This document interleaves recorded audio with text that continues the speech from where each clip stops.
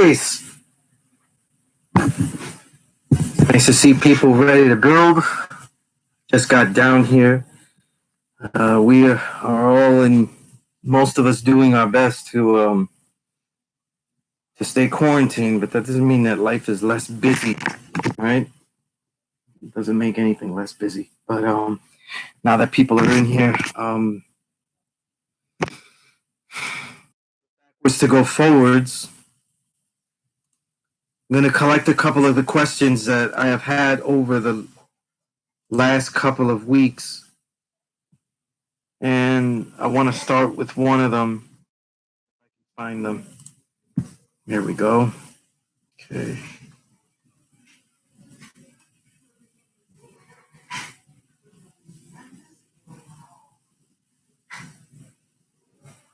Copying, pasting right now.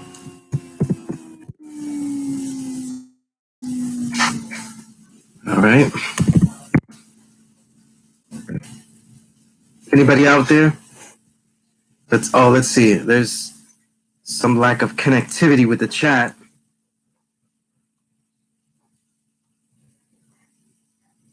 Let me see if I can write. I don't know if the chat is working. It's giving me a designation that it is not working. I don't know what's up with that.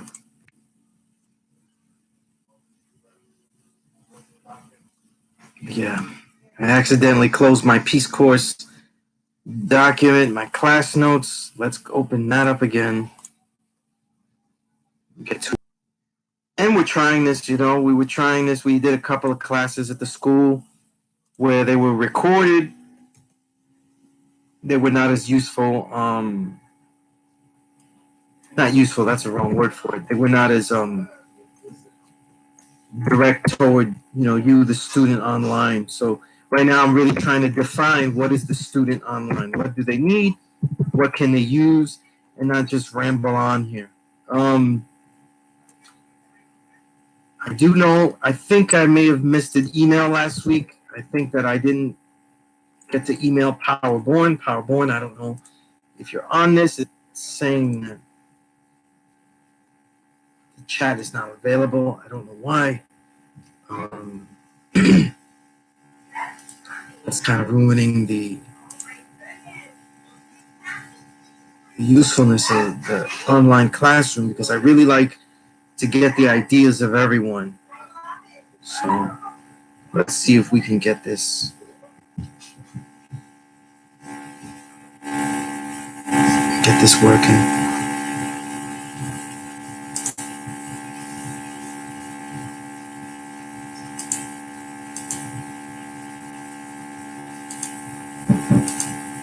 Okay. All right, so there were some things from last week with no one responding or anything like that. What I'm going to do is I'm going to be giving general ideas.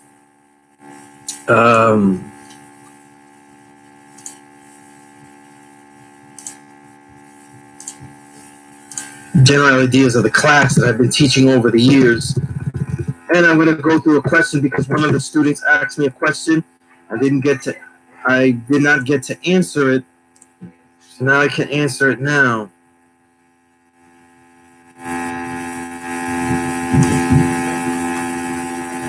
Okay. And mind you, when we get a knowledge of self, we're trying to find out about who we are. So we have to find a context of history.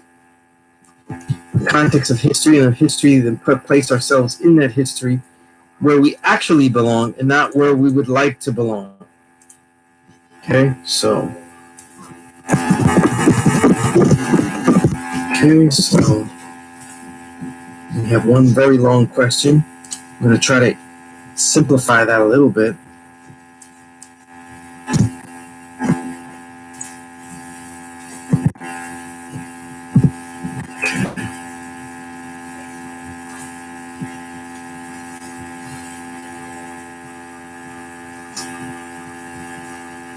Okay, so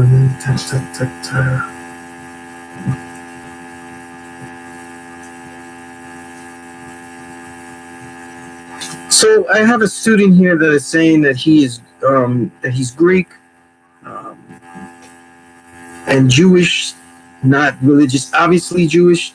So he's half Jewish, half Israeli.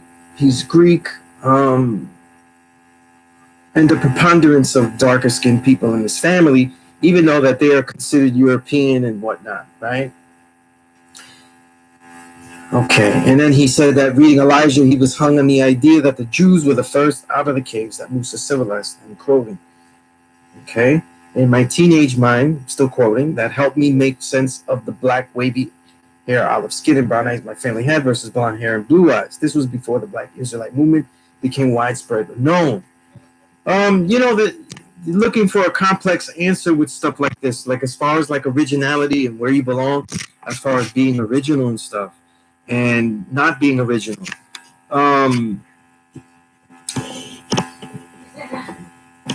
lot of the originality of people is going to be based on where you're from. It's not always going to be how you look. And the truth is that it's also going to be on the immediate history. So you could get someone that is lighter, but let's say he's from a Latin American country, let's say from the Latin Caribbean, he's going to be more easily embraced as someone that has blackness or is of blackness, whatever, right? Person of color, right? And the reason for that is really more social than it is anything else. So here's a problem that we built on a lot is when we talk about who's original, who's not, we have to understand that there's a lot of gray area. And this is why the truth of what we're dealing with is neither pro-black nor anti-white. When we look at the bloodlines, we're also looking at the cultures, right? I think probably the easiest way to explain it, though, would be more so with the example of the Italians, though, because they're such in the middle of the threshold. Most of the cultures out of the Middle East, right? And we talk about Musa, and we talk about Musa civilizing the devil, right? Before the devil goes back down, right? So he's exiled according to the lessons, then they're in the mountains, and then they get civilized by Musa. When the degrees say that we outnumber the devil 11-1, how could they actually have the population to actually dominate the original people and really go south into Africa and dominate? Many of the answers are obviously in the major text.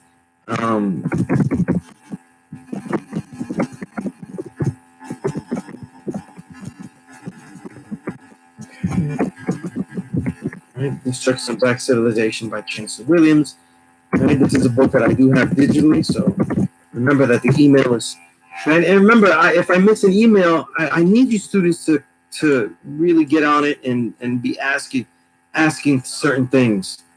Okay. There's a lot of students that I deal with. There's a lot of students that ask me for certain things. There are a lot of people I've never met as far as like correspondence. I don't know the correspondence, and I still I'm being asked for things, and that's fine. That's a real great honor. But I'm not always able to keep track of it though, or have the time. And as a person that always worked at home for the last couple of years, I actually have more writing assignments and more work to do. So it's good and bad. So as a student, whoever your teacher is, especially in this knowledge of self, be quick to harass them, be quick to bother them, because they live lives where they're always learning. Okay. And you're going to catch me learning. You're going to catch me training. You're going to catch me writing, reading, right? And almost always listening to some music while I do all of these things. So just for the notes' sake, this really helps me and put these notes in perspective. We're talking about,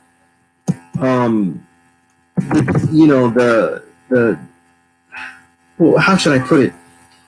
Because we're really talking about, I don't want like the gray area. I want it a little bit more substantive. So when we talk about this, I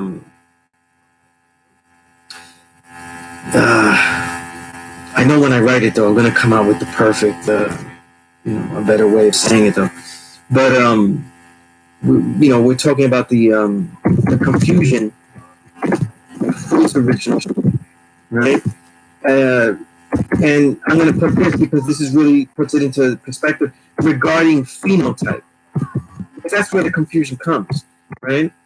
You see, you see people that are marked as European. They clearly have a European culture. They live a westernized life. They have a westernized mind state, and I mean that in a negative way. I don't mean that in a technologically superior way. I mean that in the most negative way. A scientific method that isn't scientific at all, that is oppressive, that is assuming, that is supportive of the wrong things. So that's what I mean. So destruction of black civilization shows how the population, in order to be conquered of Africa, the population to be conquered of Africa, you needed whites who were outnumbered, which is supplemented in the degrees, right? That we outnumber them 11-1, right? So you needed that. You needed something. What did you need? You needed to get your numbers up. And the way that the numbers were gotten up was by what? Mental manipulation, right? So, in the 1 to 36, we are now talking about origins of the interorientations of the 1 to 36. So we're talking about the origins of the use of interorientation. Don't want to spell it wrong because it goes up there spelled wrong. Right? Origins. Right?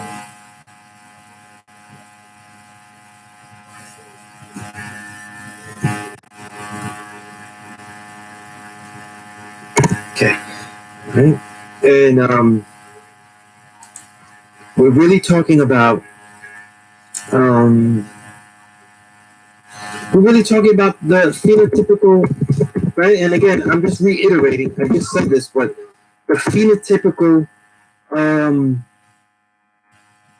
variety, right, of the Western world, right? That it's often not spoken about. Okay, and we got Greeks, right? We got Italians, right? Irish, right? A lot of the ethnic groups will tell you these stories. Okay, it's a pity that I cannot get the chat going, right?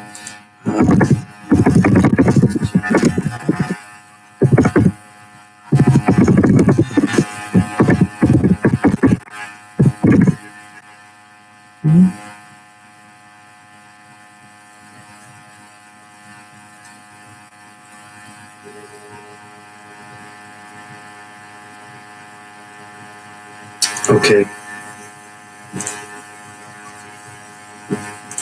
Yeah, it's disappointing I can't get the chat up. I really don't know how to do it, or if I should reload this or whatnot. I see that there are a few people doing the knowledge. I wish there was a way to get your questions or anything to me, but I don't really know how to do that. So let me see. Let's see this storage. Okay. I'm just pressing some things here. Okay, it just wasn't coming up, so I'm seeing people's names now.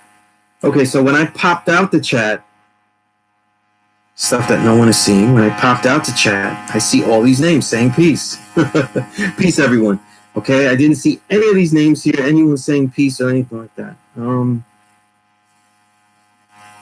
Okay, so now I detected the chat because I basically took it out. So I want to thank everybody for actually being here, right? And the interaction stuff, okay? I go off on tangents a lot, though. This makes life fun, okay? And all this extra reading fun to share. But so where were we? This idea of the differences of of what we call the colored man, things like that. So we're going to call it this. We're going to talk about it as respectfully as we can. Let's go the shades of devil, and things like that. Let's talk about it like real people, right? The colored man's varying phenotypes, right? And why is Shawn so confused, right? It's because you do have original blood. You just haven't been able to trace it. See, one of the things that we don't realize is that in order to successfully whitewash Black history of original people, it's a green tea I'm drinking. I usually drink any other mate, but I drank my obligatory 4 cups, and I didn't want to make a new batch. But so I just stuck with the green tea bag. And I'd like to let everybody know what I'm drinking and stuff. So maybe you guys get some ideas of what you can drink and things like that, right? Give your energy up. The original people, right? The black, brown, yellow there, that can actually be convinced of a new society, okay? This is not just what I'm saying or even the lessons. This is in Chancellor Williams' text, okay? An essential book. I mean, if you've had this knowledge or if you've been exploring this knowledge and you don't have this book, you need to email me immediately just for that book, okay? But and redevelop that, you know what I mean? And when we talk about what would happen then, what really happened then is a new population of people that are half original. And look, let's use me as a physical example though. The people that are lighter are the ones that are being taught to think that they could make this new world happen. And they are the ones that go and infiltrate, okay? And this is really the origins of that divide between black, brown, and yellow because of this mixing. This mixing during the times of the white man being let out the cave. So after Musa has civilized them, is a time where the European though really started to make his moves mentally, right? What did Musa teach him though? He taught him how to build homes for themselves, right? So if he taught them how to build homes for themselves, what does that mean? You have a whole bunch of Europeans coming down, according to the culture degree that know how to carpenters, like a whole bunch of Jesus Christ carpenters. Jesus Christ, the colored carpenters. But that's not really what's happening though. In the culture degree, the 4th degree and the 1 to 14, that really the way I see it, this is my understanding. I see it as more really metaphorical though, how to build homes for themselves, because the way you inject yourself into a populace is you have to actually be able to give to that populace, be substantive, be useful to that populace. So, and this was the key that Musa taught him though. How to bloodsuck was to also be useful to the population that you were going to be in, okay?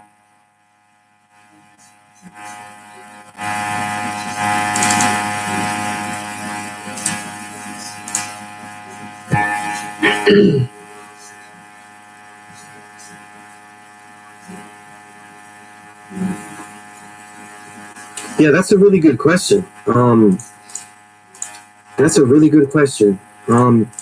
Because I wasn't going to take it there, like take the thought all the way to that, but we could, because it's all really in there, Ja. Definitely could do that. So Shawn's answer seems really complex, but the truth is, though, is that you're not darker by default, or you got burnt by the sun a little bit too much.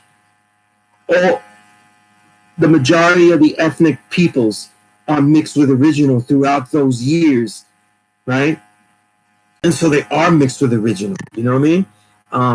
Everyone is mixed with original, and technically for the bloodlines of the European to continue, the majority of their subsets of populations have had to mix with the original people, either through thought, either through civilization, right? And that's the Moors. I got the cursor out. That's the Moors, right?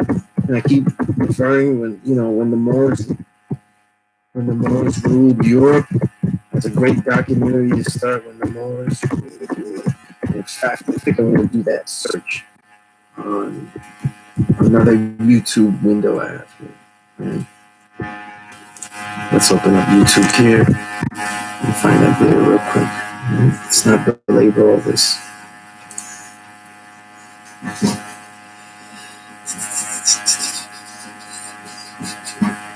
I think this is it. Yeah, this is it. Okay, I'm just going to throw this in the chat. Okay, so you can watch it later. Okay, very crucial documentary. It gives you a good visual, and then that's where you want to go into the golden age. You know, this is really like the fast forward, right? Edited, by Sertima.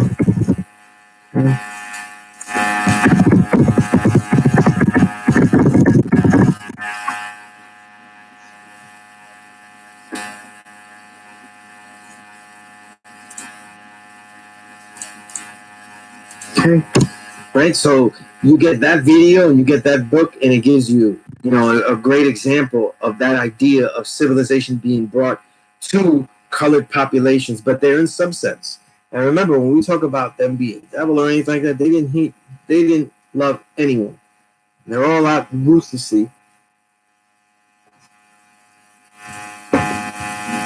engaging against each other.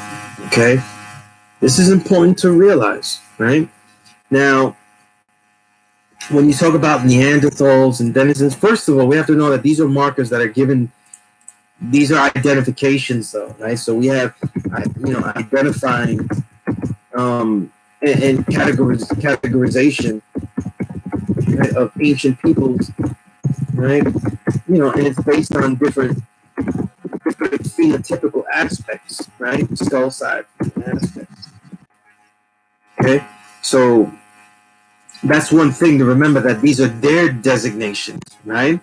But let's say, like, for example, and I wanted to give you the basic definition. The denisovans are an extinct subspecies or subspecies of archaic human that ranged across Asia during the lower and middle Paleolithic, potentially surviving as late as 30 to 14,500 years ago in New Guinea. So this is actually in line with the travels of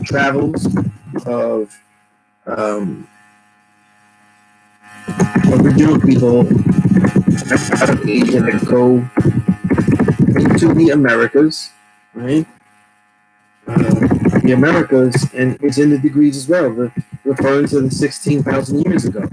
You think that the only place they went was toward the west to America. They went many places, you know what I mean? And many societies lost the knowledge of themselves or never really quite got it back again. Okay, so there are many aspects, to that whole thing. Okay.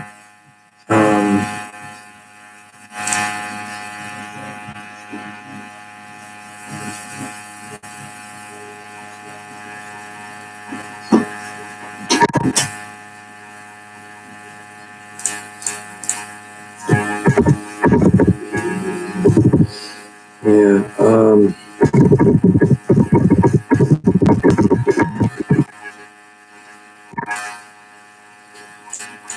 I hope that answers it. And possibly the ones that were exiled from India. Yeah, absolutely. Let's see. Let me do the mental timeline. 16,000. They're exiled 16,000 years ago, and then maybe, but you got to remember that if they're exiled 60, yeah, actually that is a good answer. Yeah, absolutely.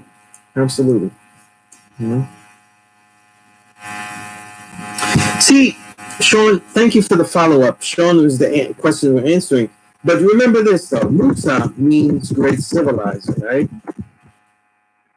Okay? So it's just a teacher, right? When you look at Stolen Legacy,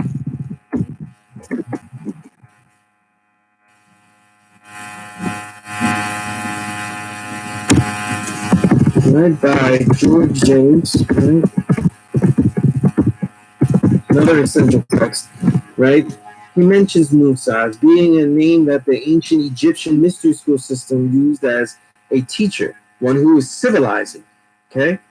So when you go, well, my biggest challenge reconciling Musa's role as civilizing, my biggest challenge is reconciling Musa's role as civilizing the Jews first, as Elijah taught, and Musa also being who he would have to be Black Israelites at the same time. Yeah. First off, they're two separate things, though. That's where your confusion is coming from, though. These are not the same people, though. Okay, Musa is a title, and that's what's intriguing about this. You know what I mean? And again, this is the thing where 120 lessons has to be taught because you have to know the references and stuff like that and have done that kind of research like that, or else it becomes, difficult like that. But it's two different people. Two different people, Shawn. So it's not the same Musa that taught the Jews as the same Musa that was, civilizing them out of the caves. Same premise though. Same basic premise.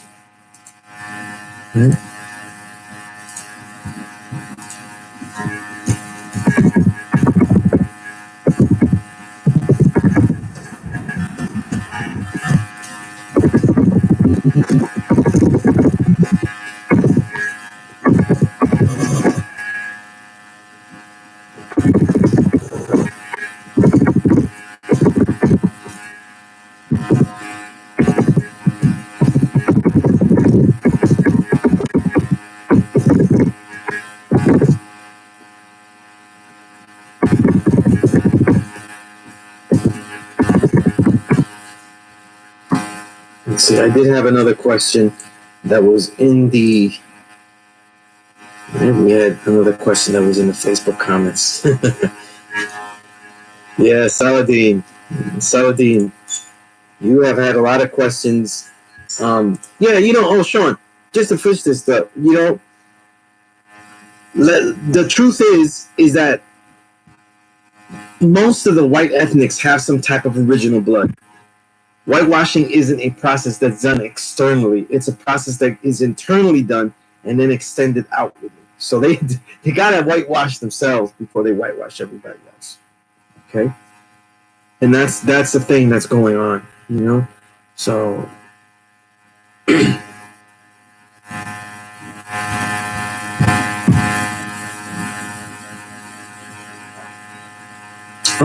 yeah, it's obvious that it's all religion. So the terms fluctuate. The Jewish term fluctuates for different peoples. Now it belongs to a segment of oppressors. It's all religion. None of the foundation's true. I don't know why we have to argue about it so much. You know what I mean? The truth is that religion has always been used as a way to conquer, right? The designation religion for a peoples are not throughout history are not due to revelations of enlightened consciousness, right, in the Western world. Right? Rather, heavily influenced by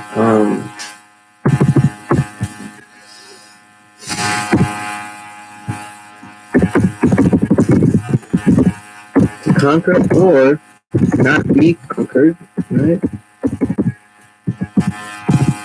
It's just a way. It's just a way to unionize crackers, Right?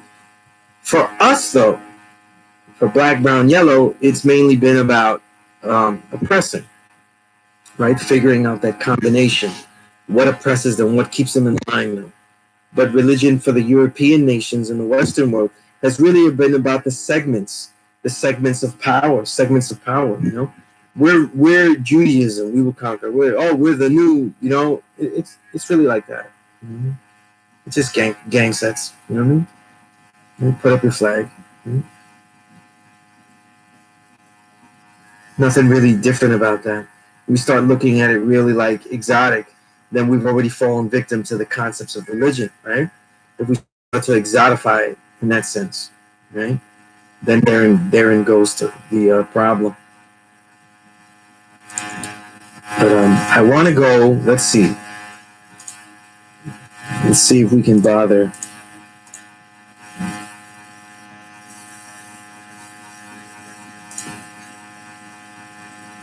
How can we bother a student who was asking very good questions this week? Okay. Now, Saladin, in the chat, he is C. Johnson here. That I don't know, the Falasha term for the Egyptian Coptic. You know what? I think so. Right? I'm not sure. I forget all these terms. You know, I know that it is not always. It is sometimes derogatory though. So I don't know if they embrace that term. So I'm not sure. Right? What would be your path though to knowledge of self? Right? What will be your path in really studying this knowledge of self? Studying the knowledge of self. Right? Will it be in a quest, right, to constantly devalue other religions, right? Or will it be a path of actually reality, right? This science is any and all available, you, creator, only in your ever creation. See, this is the question. This is a question. You know, do we spend our time invalidating religion, or do we spend it finding out the sciences that make us tick and stuff? Okay? It seems like and I will tell you this though: the early student often is in the former, right? The former here, right? Really trying to like say, well, that religion can't work. This one can't work. That one's no good. This one is corrupt. So this one, knowledge of self, has to be correct. That's really not a good way to go about it. Okay? Right? Because if you want to find an idiot teaching something wrong, that's the best way to do it. And you'll find idiots or wrong teachings everywhere. Okay? Everywhere someone is teaching something wrong. Even with the right. Okay? Now, let's go. Okay? Now, mind you, I saw that Saladin, you couldn't get the as a man think. I will email that to you. I thought I did. I thought I did email that to you. So you should. If not, I will. Okay? You said you had it. That's why I didn't. Okay. You said you had it, so I didn't. But yeah, definitely can't.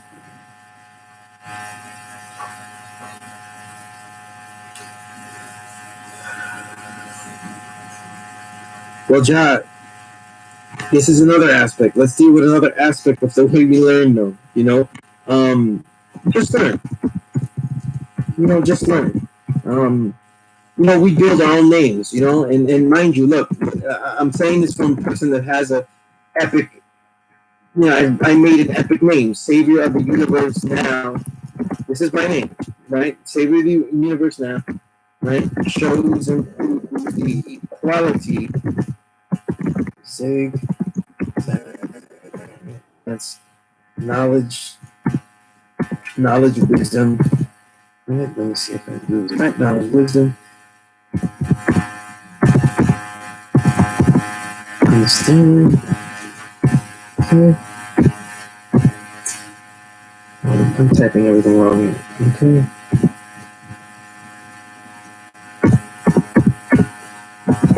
Okay.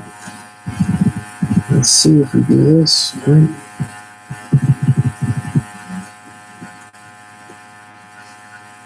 Right, that's my name. So we go. I'm in the pursuit of understanding and a way to leave a legacy that helps heal what I inherited. These are we have lofty goals. You know what I mean? When we get knowledge that we have lofty goals. If you notice, if you really study the way that you're being taught this knowledge. Study the way that others are speaking about this knowledge that really have it, though, right? Look at the things that the Father taught, though. He taught simple things: family, children, right? Building your earth up as best as you could, right? The mother of your children, the earth. So no matter what, even if she isn't your earth or whatever, she still would be civilized, right? Right? To at least be civilized. Right? Am I spelling that right? I really don't want to type it as I put this in.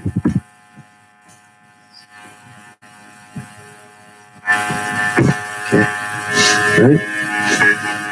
So there's a simplicity, right? There's a simplicity to what the Father was teaching, right?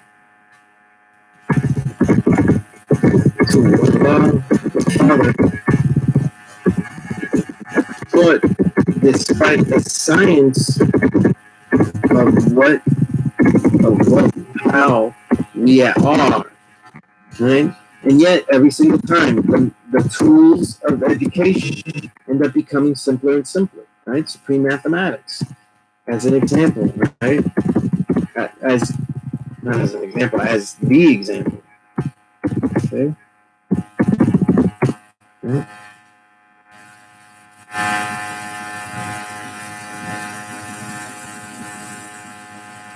Right. Right. And Shawn, you're correct. You know, you get the full pushback, but this is what I'm trying to tell you. I understand that. You know, nothing that anyone is doing, I'm saying, is incorrect.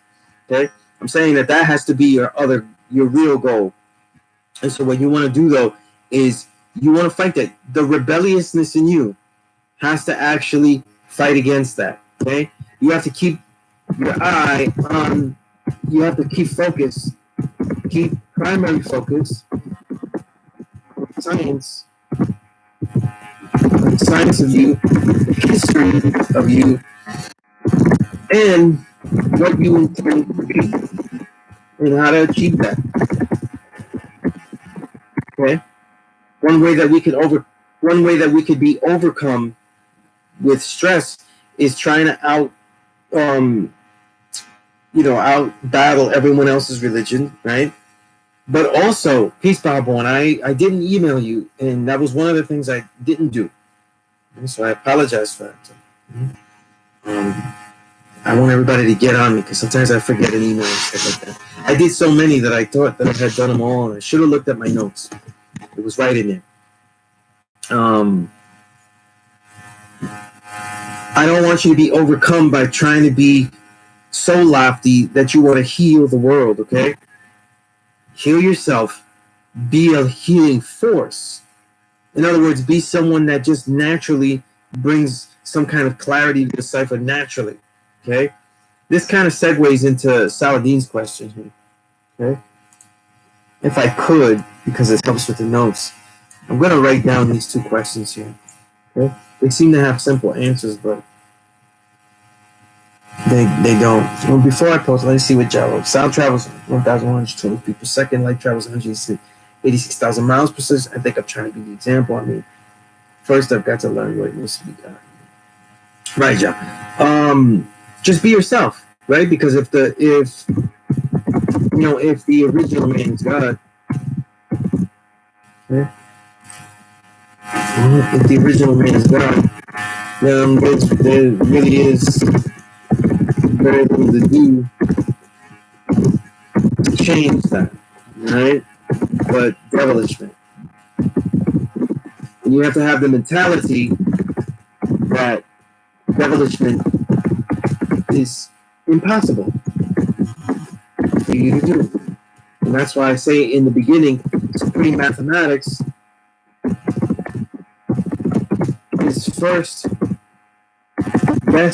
is best used first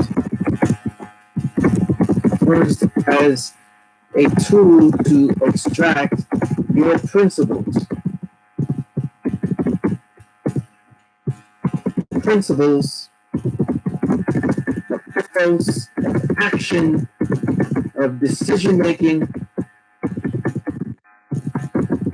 that apply to all situations because you practice them. You practice crafting. Okay. Oh, that's peace, Pablo. That'd be a real honor, though. You know, I think they were doing a virtual parliament in Mecca, and I had so much difficulty to try to figure that out. You know what I mean? where it was and all that kind of stuff. So the invite, that'd be peace, absolutely. My thing is this, though, is that I want you to naturally be who you are, okay? And even if you're not original, if you're white, if you're one of the ethnic whites, right? You're Greek or whatever like that, right? Shawn, anyone with a knowledge of self should respect. All of us should respect knowledge, right? Especially the knowledge of self so strongly that it propels them to naturally be mathematically inclined.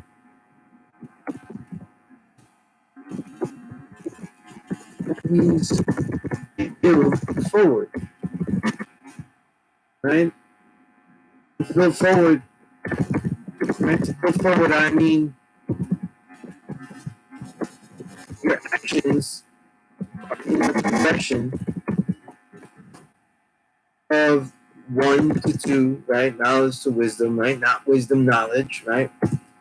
Versus wisdom, knowledge, right? Etc. The thing is, once you take that in, though, once you learn, and what you're learning is you're learning of yourself, right?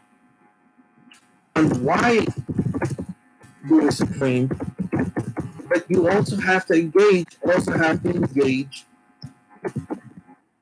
in activities that test your supremacy.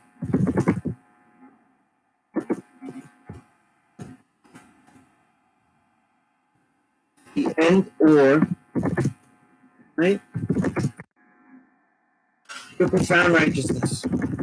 And by righteousness, this is where it segs into. In profound righteousness, I'm going to seg into these two questions.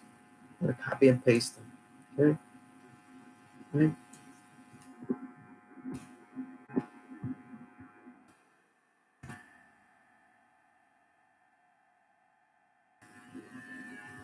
But we're going to talk about that, right, Salvian? Because these are your questions, right?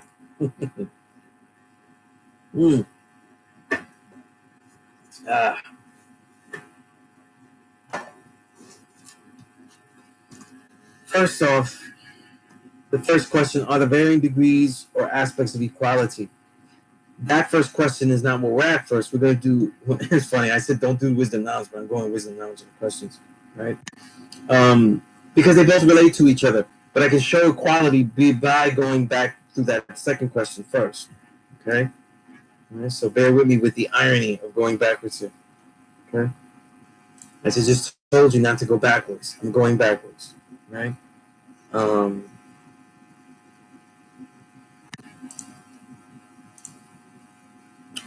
Okay, right? How does one guard against harboring an egomaniacal attitude when getting knowledge of self? Saudi, I don't see you as being an egomaniac, but that kind of is kind of be funny to see, actually. But it's right when we say we're poor righteous teachers, right? When you say that you're the true and living, you're immediately a poor righteous teacher, right? It means one, right, who knows the truth, and I'm assuming this truth of the knowledge of self, truth of, just to make it short, right? And is willing to sacrifice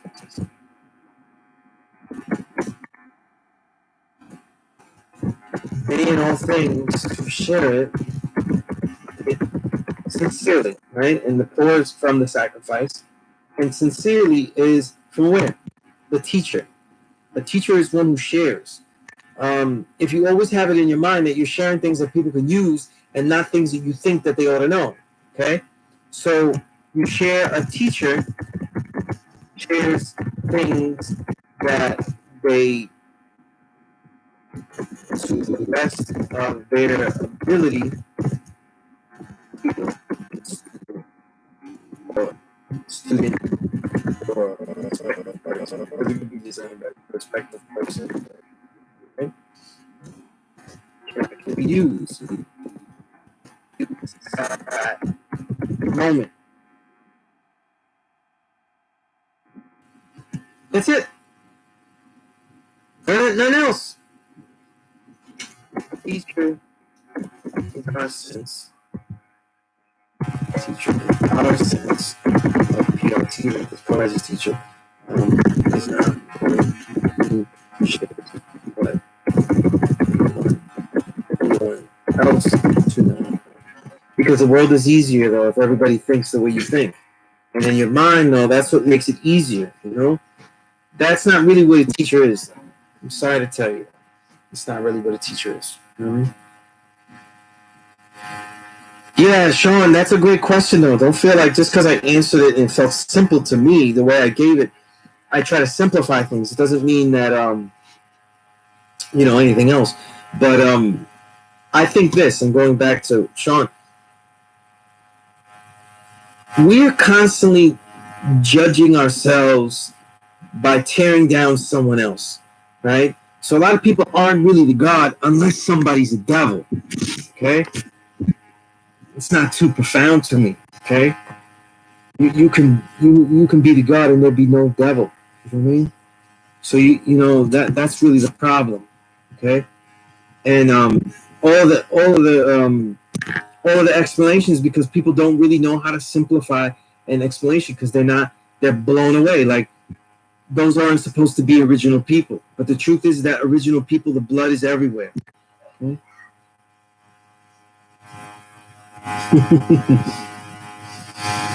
Yeah, Wu Wei. That would be a great idea, yeah. But that could also be more difficult, right? Because one thing I found, though, is that you don't always want to be the monk on the mountaintop. You'll get that enough anyway, right?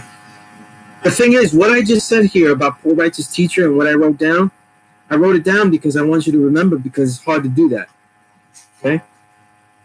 I'm telling you, someone that has been given the responsibility to sit in front of his class and tell people what I think they don't know. So spend some time, get to know people, so you can ask them what they don't know, what they think they might know, and never respect what you think you know, okay? The time that you're away, if you really think you're someone that is going to heal and help, then stop respecting the level of knowledge you think you're at. Never respect the knowledge you're at, okay? You can say that you have knowledge of things, right? You know what you know, you've proven it. But don't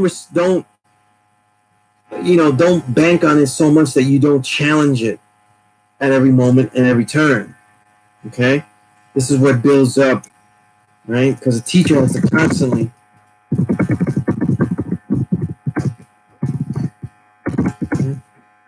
build up their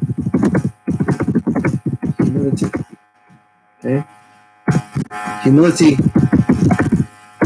is a process of judgment where you properly gauge the extent by which you know things, right? The massive extent. When I use massive to say maybe this person knows a lot of stuff, right? The massive extent of what you know and can share, but also, right, consistently realize that growth is needed every free moment. Okay? Every free moment. And if you really think about it, that is the joy of life. Right? The joy of life. Okay? Now let's get back to the next question. Divine truth, peace, peace. There are a lot of people. I didn't get to say peace to everyone. Gregory's here. That's peace. Wise, right? Wise you, Aaron Vernon. I don't remember that name though. So if there's anything you want to ask, right? Or if you have a righteous name, whatever level you're at, halftime, that sounds familiar. Born eternal peace, right? Cosmic. I don't think you've been on here before, but that's peace. I think I've seen you somewhere on the social media. Trying to go back to the question. I wrote so much stuff. I lost the question. right? So guarding against harboring an egomaniacal attitude, that's all, you know, in your head though. And then also it's trying to kind of like make numbers, you know, like you feel safer if everyone has this knowledge, or, you know, or if you can show and prove, then the knowledge you have has more worth. So be very careful with this. Be very careful with this, right? Righteous son. Peace. Peace. Okay. Let me do something here. I forget that I like to copy and paste some of the stuff here as notes.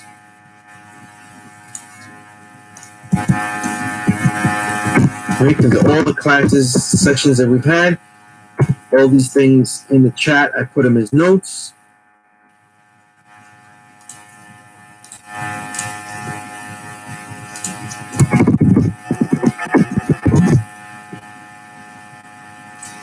Okay, while people think of questions, I'm going to quickly copy these notes. I've written down a lot of notes today. I'm really on a roll here. I don't always have a blackboard, and now that I'm doing this here, my goodness. Brother Bowen, Alvin Gonzalez here, my brother Bowen. Peace, God. You're asking about one of my favorite drinks in the universe. Let's be honest. My favorite drink. It's probably the drink I look for the most. I love teas.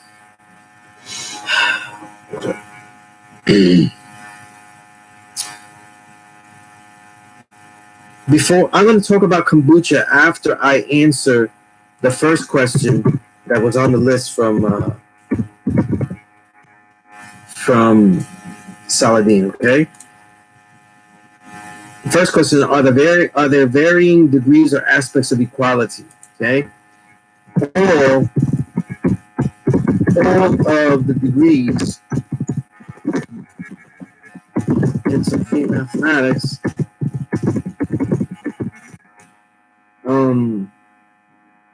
have union with each other. That is that the break that we do in analyzing a degree is really breaking up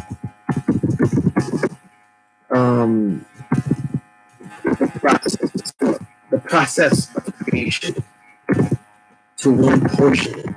Okay, nothing's created like one knowledge. Okay, I did knowledge part, wisdom part. No, we're analyzing a whole fluid system and then breaking it down, But there's a fluid system. Okay, all right.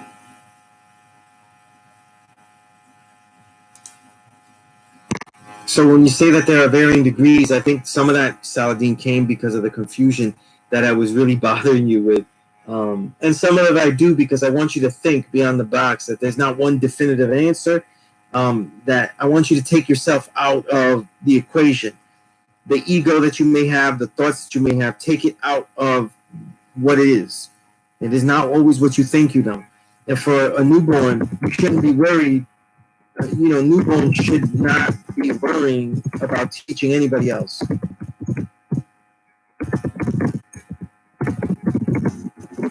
Okay, you are in study. Okay,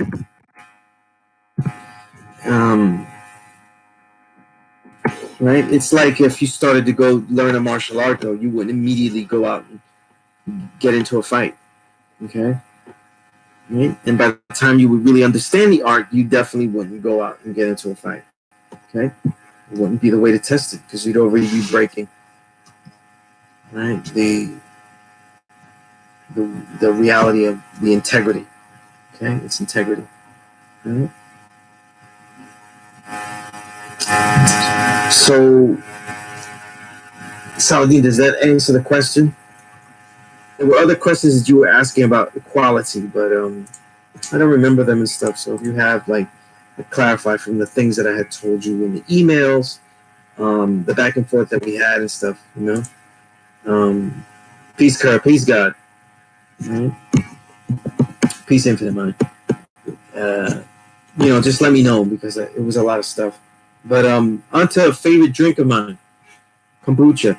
Kombucha is a black tea that is made with small amounts of uh, juice added later in the process.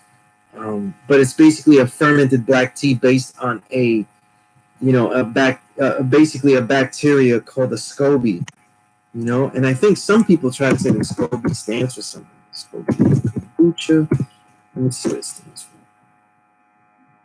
Yeah, the SCOBY in kombucha stands for symbiotic culture of bacteria and yeast. Okay, so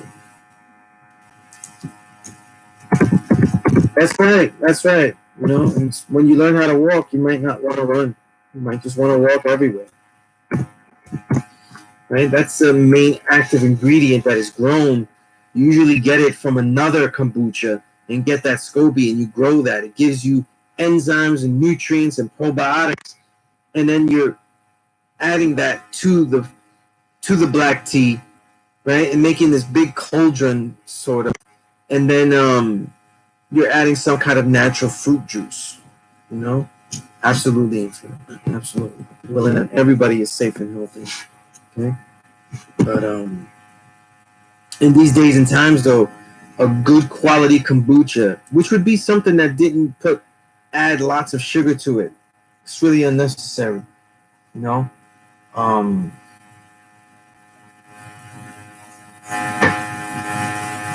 it's very healing. You know what I mean? Yeah, yeah. You know. And yeah, I would like everybody to always think, just as myself, we're always in a long swim, right? Always. But kombucha is great. Okay, I hope that answers the question. I love kombucha. What's my favorite brand?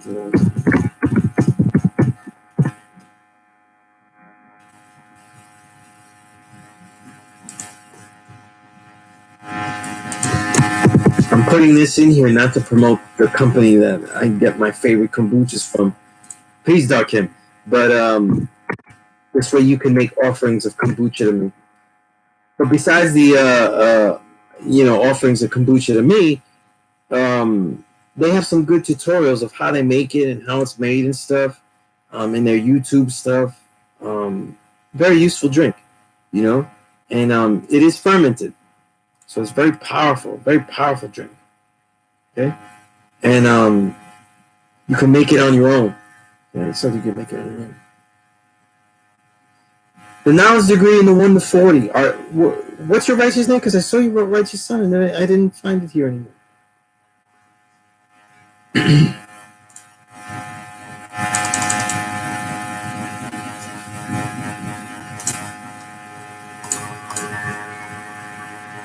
That Aaron, what's your righteous name, Aaron? Because you're asking me about the 1 to 40. 1 to 40 is really about writing your own history. Let me give a generic answer, okay? Because these become questions that expound upon, and it's funny that Dark Kim is on the line though. I always feel awkward building on certain degrees in depth because of this online community, because I had to work so hard to get it and just give out an understanding though. So to just give out a theme of the degree is really about writing your own history. Okay? It is though that everything is basically when you write your history a year to every mile. Okay. Have we ever met in the physical? Right, son? The avatar here, like the picture is so blue. Oh, okay. Okay.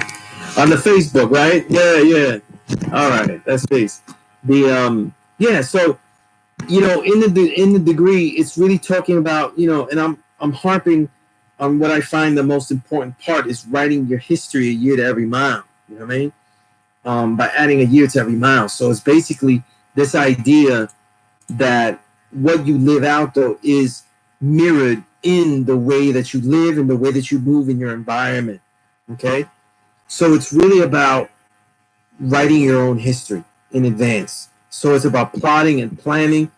And I'm giving you the themes of the degree because that's really what it's about. This is what you should be focusing on. Okay? um,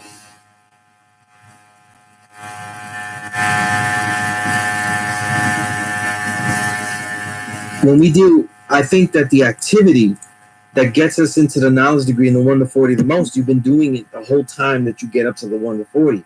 And that's building on the, the, building on the day's mathematics, right? So the most important theory that preps one for the truth of the now the first degree and the 1 to 40 is actually building continuously, or I'll say daily would be better, daily on the day's mathematics. Okay? Because praise God. Right? Why do I say that? Okay.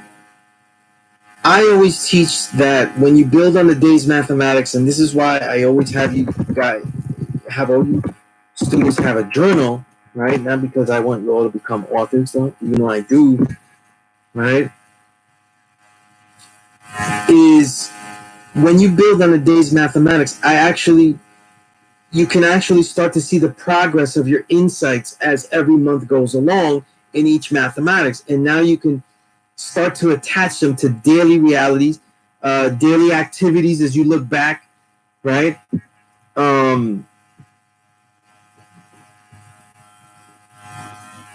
Thank you for that, Dokin. Yeah, that's also true. Yeah.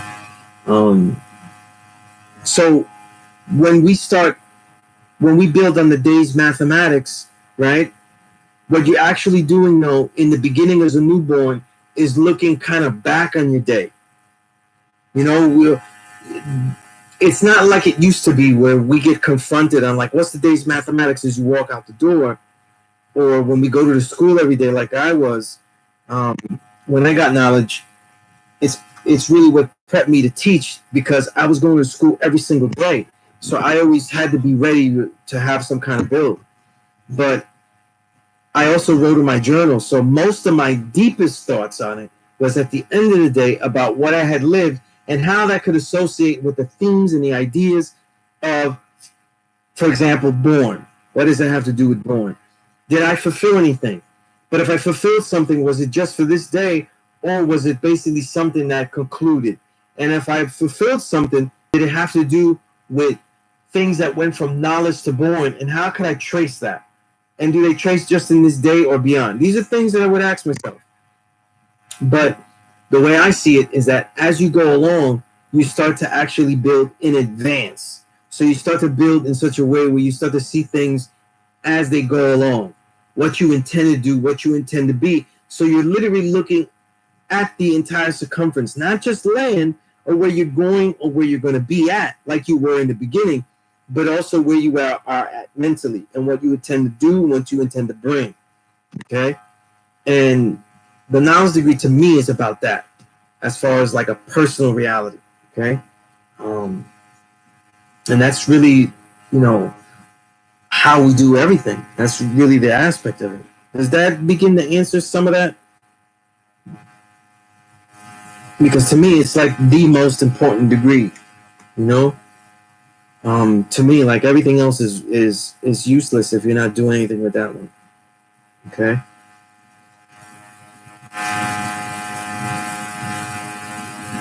All right. And that's why in the journal, though, in your personal journal, you have those three things. You try to document your life. Okay. You try to document your life, right?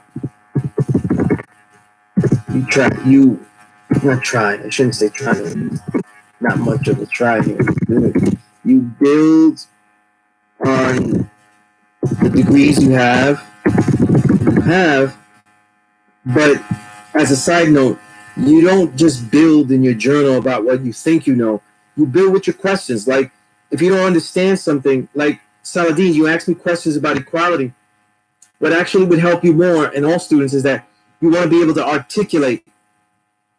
You want to be able to articulate what you don't know. What you don't know. You know what I'm saying? So, it's ironic here, right? Right. That's right. You want to be able to articulate what you actually don't know, you know? And our reality, and this goes into what, AG is asking, why do I consider it the most important aspect? Like, to me, it's the most important degree. I think the knowledge degree is a fun fact. Okay? Who is the original man is a fun fact. I think that people all over the world without this knowledge of stuff, the way we teach it, though, could figure that out because it's an actual fact. The knowledge degree in the 1 to 14 is giving you an actual understanding. It's telling you that we write a year, you know what I mean? That we write a year to every mile. It means that we associate what we are creating with how we are building. How we are thinking of it is how we are walking it. Okay? It's associating a physical with a mental idea. It's one of the, there's very few degrees that are doing that in the positive sense. In fact, I don't think there is one that does it like that in the positive sense. Every other degree that associates a mental aspect, a mental thought process to an actual active reality, like a physical thing, is really about the devil and how the devil was made. This is the degree, the knowledge degree, the 1 to 40, right, is the one that's really building about what actually we do. And when I was acknowledging 120, that's the one that I latched onto because I was like, wow, this is the one that's actually telling me something to do or suggesting something for me to do. Okay? So when you look at it, you have to look at, like, if you make your history to equal your home circumference, right? Well, on a technical level, right? When you make your history, you cannot make history is a pompous statement. Okay? Man, I kind of want to take out my thing about the journal. I'm kind of in the middle here, in two thoughts here, the journal and then the knowledge degree. But let me continue with the knowledge degree. When you make your history equal to your home circumference, though, what you're basically doing, though, is you're not taking your past stuff and putting it in display. That's like, let's say if you get a new home and then you hang up pictures. That's not what that means, okay? That's not what you're doing, though. You know what I mean? Like, you're not hanging up pictures of your past. Like, these are my awards. These are my things that I did. I make my history to equal my home circumference. A very simple telling of the degree might come up with that. I don't see it that way. You know what I mean? To me, when you're making, your history or your Quran is basically you're writing what you intend to do based on the principles of how you intend to be, the principles developed by supreme mathematics and building with them, right? The nature of you is defined as supreme mathematics, right? And you really build it with them. You come with your principles that I said, the defined principles that you have. And then what happens is that you're saying, wait a minute, this is the home that I am protecting, that I am building. And this home means not just your family, but it also means the thoughts and the mentality, the love, the healing, right? What we're saying, I'm giving all the fun, happy feel stuff that you want to give to the world, right? That is your home circumference, you see? And it goes by adding a year to every mile. So basically, what are the actions that will have to be taken? Because a year to every mile means time and space. Every time you think of the degree, you're thinking of walking and stuff. And I don't know, it's like how Bill becomes a law, like you're walking the whole earth or something, like, one of those cartoons. What you really should be thinking is they just spoke about time and space. You know what I mean? They talked about time and space in the same degree and said that you make your history equal to your home circumference by what? Taking into account all of time and space. So now what you're doing is that the history that they're referring to is what you intend to do. And by marking it as written, and it is, though, you are that powerful enough that what you have written so consistently now is ever developing a plan. The reason I said supreme mathematics and building on base mathematics is so crucial is because you're either doing those two things I said. You're either looking at what you intend to do when you build the math. Like you say, look, today's math is born. So the way I see it, though, is that we take things that we've done and we take them to a level of elevated fulfillment, right? That's the word that I always use in my plus lesson, elevated fulfillment. But if we look at it at the end of the day, you say, listen, the things that I did today, they didn't really go into a level of fulfillment. And when I go through math, they really could have. And here's where I made mistakes. Boom, boom, boom. And you start analyzing the life that you've lived if you go backwards. Okay? So all of this is prepping you to actually write your history. In other words, how are you planning and working to perfect your plan, the nature of your plan. So even if your plan fails, the nature of it, though, is still being put out there. Okay? So other things fall into place. I argue, this is my personal thought, okay? There's no other degree that's as important as that to me in my personal thing. A personal understanding than a knowledge degree in a 1 to 40, you know? Does that answer the question, AG? Because that's really what I thought you were asking. I went into the whole thing, though. I mean, let's see if I was asked, if that was what was being asked about.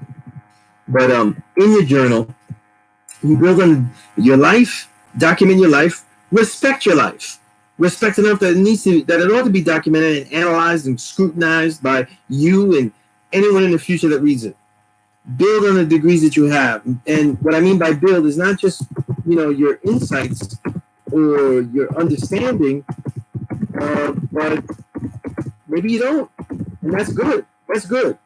No questions. Like now, when I build on degrees in my journal, I kind of try to make a new question, like, what don't I get? Because there's a lot of degrees where I don't really mess with them too much because I don't have, like, the understanding that really, to me, is useful. You know what I mean? But the way I see it, though, right? The way I want it to be, right? So I put my questions down, okay? Because if you can put your questions to words, you're one step closer to getting it answered, okay?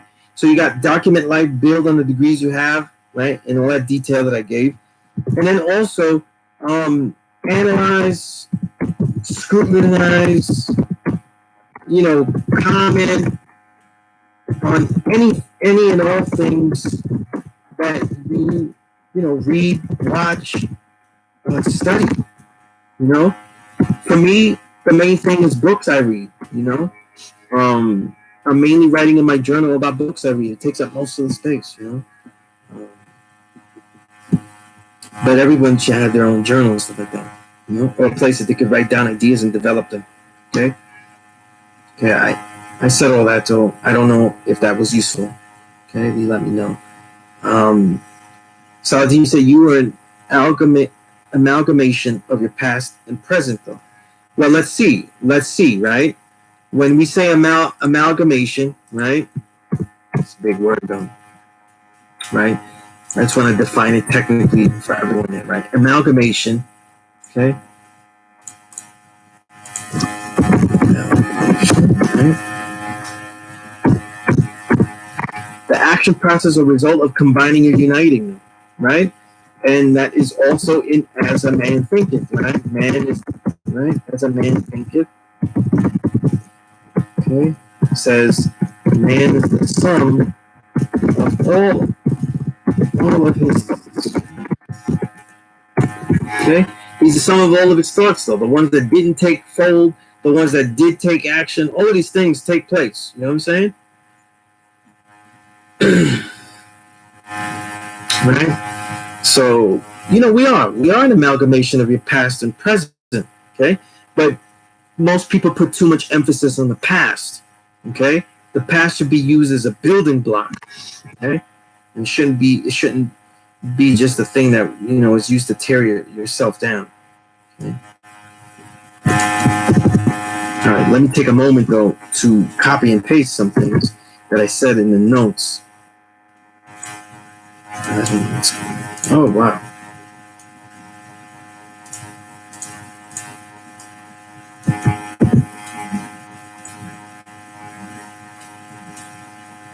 Copy and paste is being evil to me. We'll figure it out later.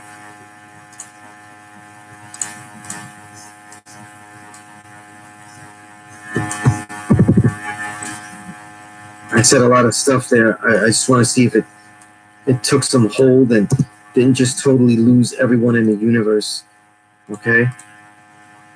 Let's see what else I wrote in here. Okay. It's funny that the heaviest thing that I just said, I didn't really write notes on, but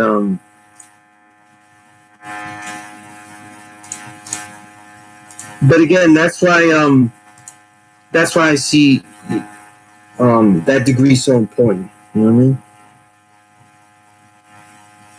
You know, and why I consider it the most important. You know, you may look through them both and not really see it, you know, as the most important. You know, someone else can see something else. You know, but my way of teaching, looking at stuff, I put very little emphasis on, you know, devil this, devil that. You know what I mean? Or obsessively always trying to, you know, repolarize everything. You know, they do have to be repolarized, reshifted and stuff. But that knowledge degree is, you know, like it's one of the few. It's like speaking right at us. You know, speaking right at us. You know, telling us that. You know, and it even tells you that it's a circular process, right? That last sentence there, you know, every time its history lasts for 25,000 years, it renews it for another 25,000 years. It's a cycle. It talks about the cycle. You know, it's powerful. Yeah, those are great too, you know, and as a teacher, those are very important. You know what I mean? Those become very profound to me as well, you know. Like I said, you know, like the 18th degree is really the process of teaching, and I've built on that many times, you know, in the classroom and stuff. So those become degrees that are crucial. You know, just because one of us I find the most important doesn't mean that others aren't vital. You know, the whole thing is vital. You know, the whole thing is vital.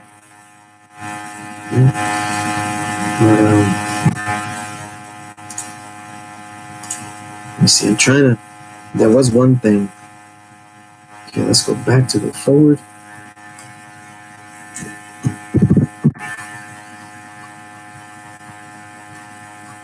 Can fix these notes later.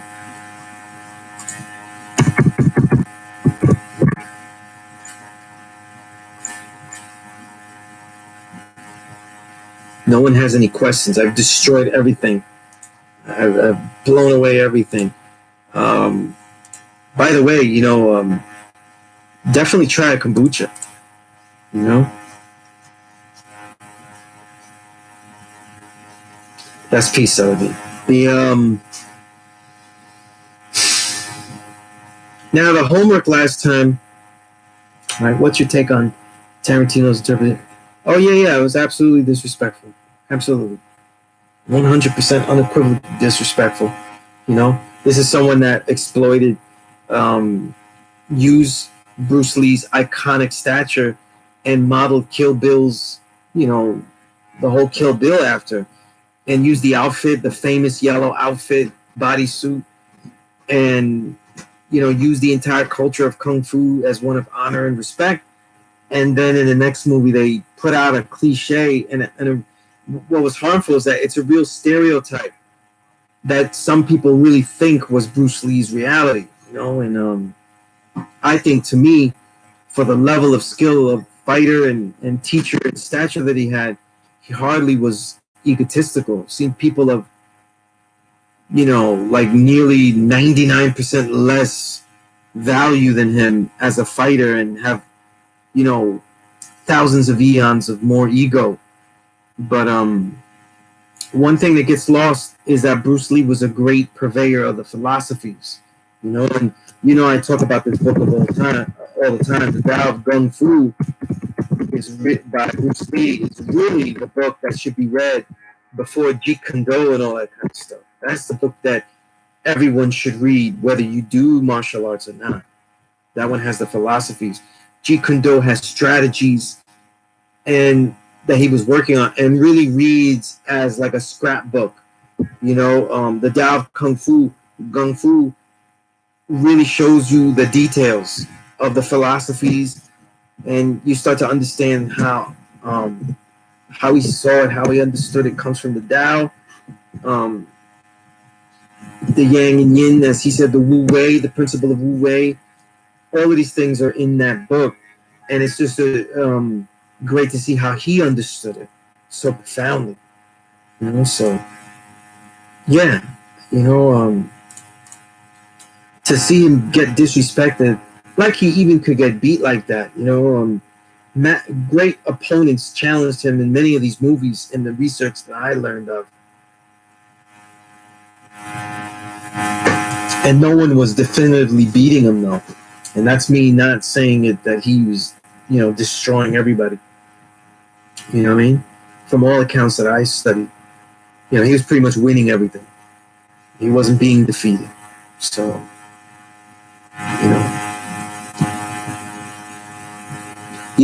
Yeah, by the way, there's a lot of really good books that compile it, though.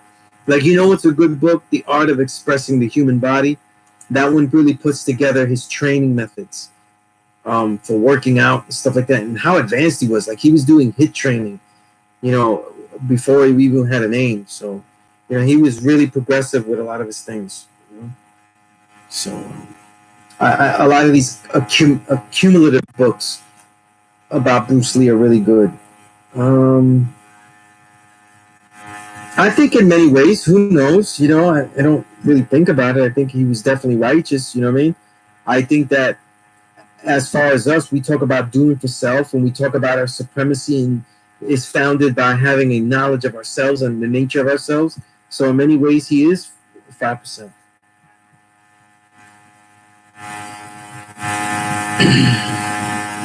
What can I do to work towards self-realizing or actually myself as God? What's the title of the training book? Let me get that book for you first, okay? I can email you this book. Unfortunately, that one I have as a PDF, so it takes a chunk of space,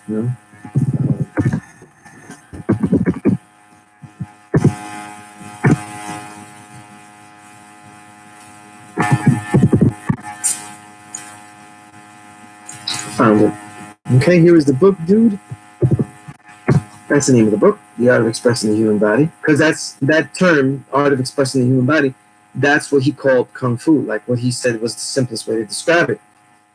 Yeah, Kerr, what can I do towards self-realizing or actually myself as God? God means Supreme Being. That's simple. Right? God means Supreme Being. That means that all of the faculties to achieve anything within your capability. Right? So if you have it set in your mind that you will be about righteousness, right? That is doing things that further humanity positively. Right? Let's define righteousness like that. So if you have to set in your mind that it would be about righteousness, then you set about achieving that. Right? In a more calculated way than average. Unknowing. Unknowing of this truth. So simple. Right?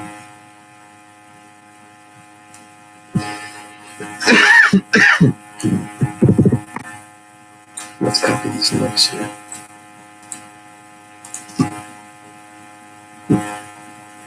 I've really tried to simplify that, Kerr, but I don't see it as any other more complex way. You know what I mean?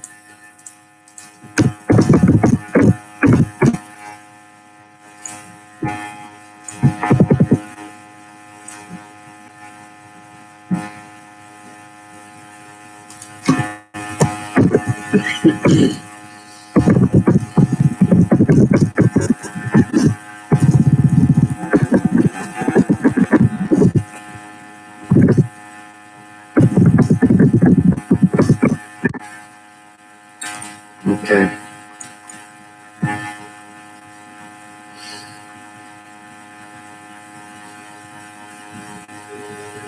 No, Job, please post it. Yeah, let's all share this. We're here to share information. Absolutely. In the classroom, I always wanted to be one of sharing information, and people don't realize that when you go to learn at a law school in Mecca, what you also do is get a network. You know what I mean? So you're not just learning from me, but you're being linked up with others like Darkim, and you're being linked up with the brothers and the elders that taught me.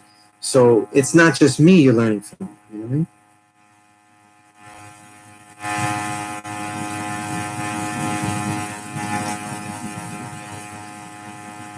By the way, that's true, Saladin. Yeah, it was really fast.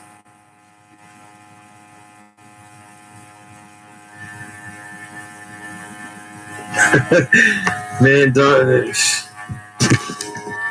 Kim, you're a superstar, man. You're the one that was teaching me, you know?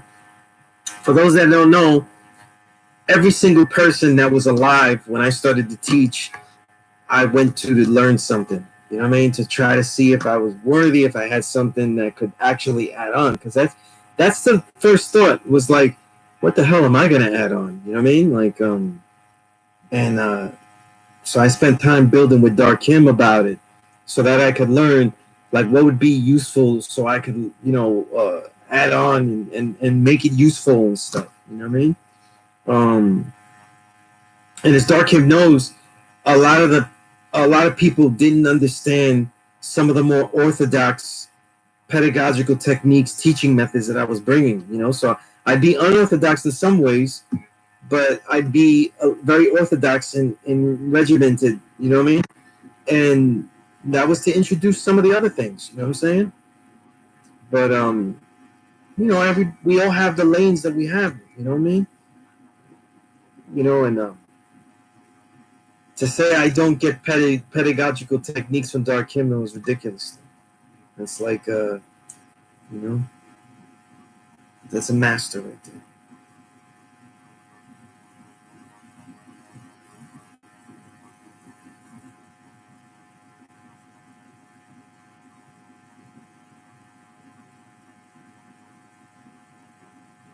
Yeah, that's a good question about, one thing about Michael Jordan, though, that people like to defame when they do the, the LeBronites out there that actually incorrectly think that LeBron is the GOAT. They try to say that Jordan had years off. A lot of people aren't baseball fans, and they don't know how hard it is to live a minor league life.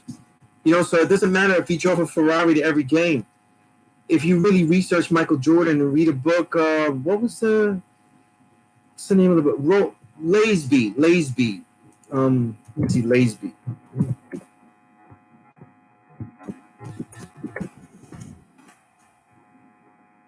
There we go. Very, very great, enjoyable book. I got this too, so if you want to read it, just email me. You know what I mean? Because it's always good to read different type of books. You know what I mean? I got all these high tech books and all that, but when I get tired, though, I read a lot of books, a lot of autobiographies and biographies, and when I really have no brain left, I read biographies about sports players. You know what I mean? That I like. And this is a 600-page biography about Michael Jordan, and it's engaging. Michael Jordan, when he lived he was not a great baseball player by any means. So, but he put the same work ethic into it. So, when he was doing it, he was working so hard, and he was doing so much work with his wrist, because in basketball you're shooting this way, you're shooting a jump shot with the wrist down, right, back and then front down.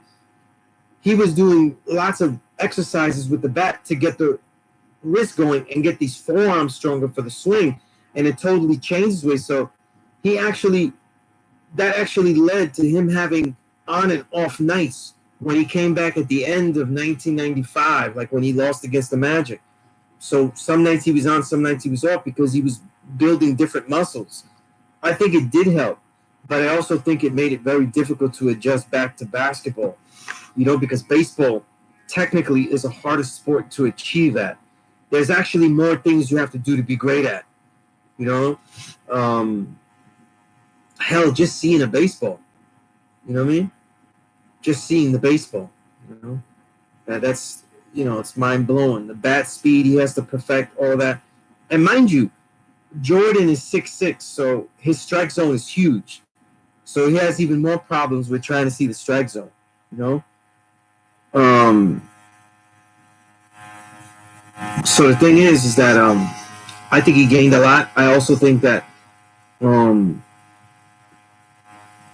I just think that it made him, more diverse. Made him acknowledge what it was that he was really training in basketball. Made him more aware of the basketball techniques that he was using in the skill sets. You know, probably gave him better eye-hand coordination because I think no eye-hand coordination is as difficult as baseball. You know.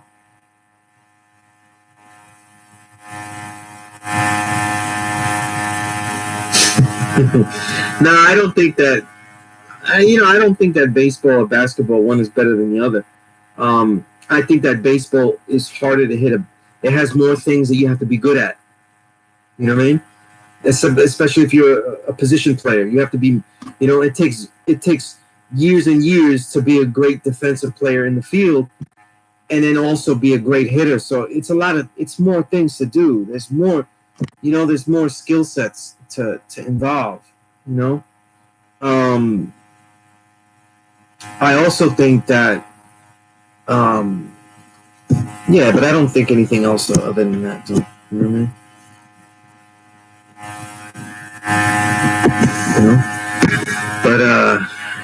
You know?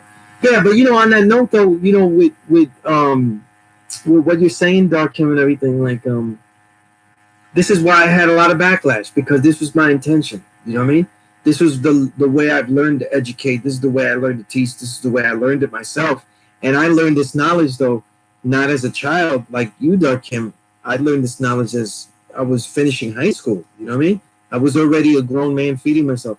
When I teach about vegan lifestyle and a plant-based diet, I was already dealing with a plant-based diet and was vegan for let me see how many years.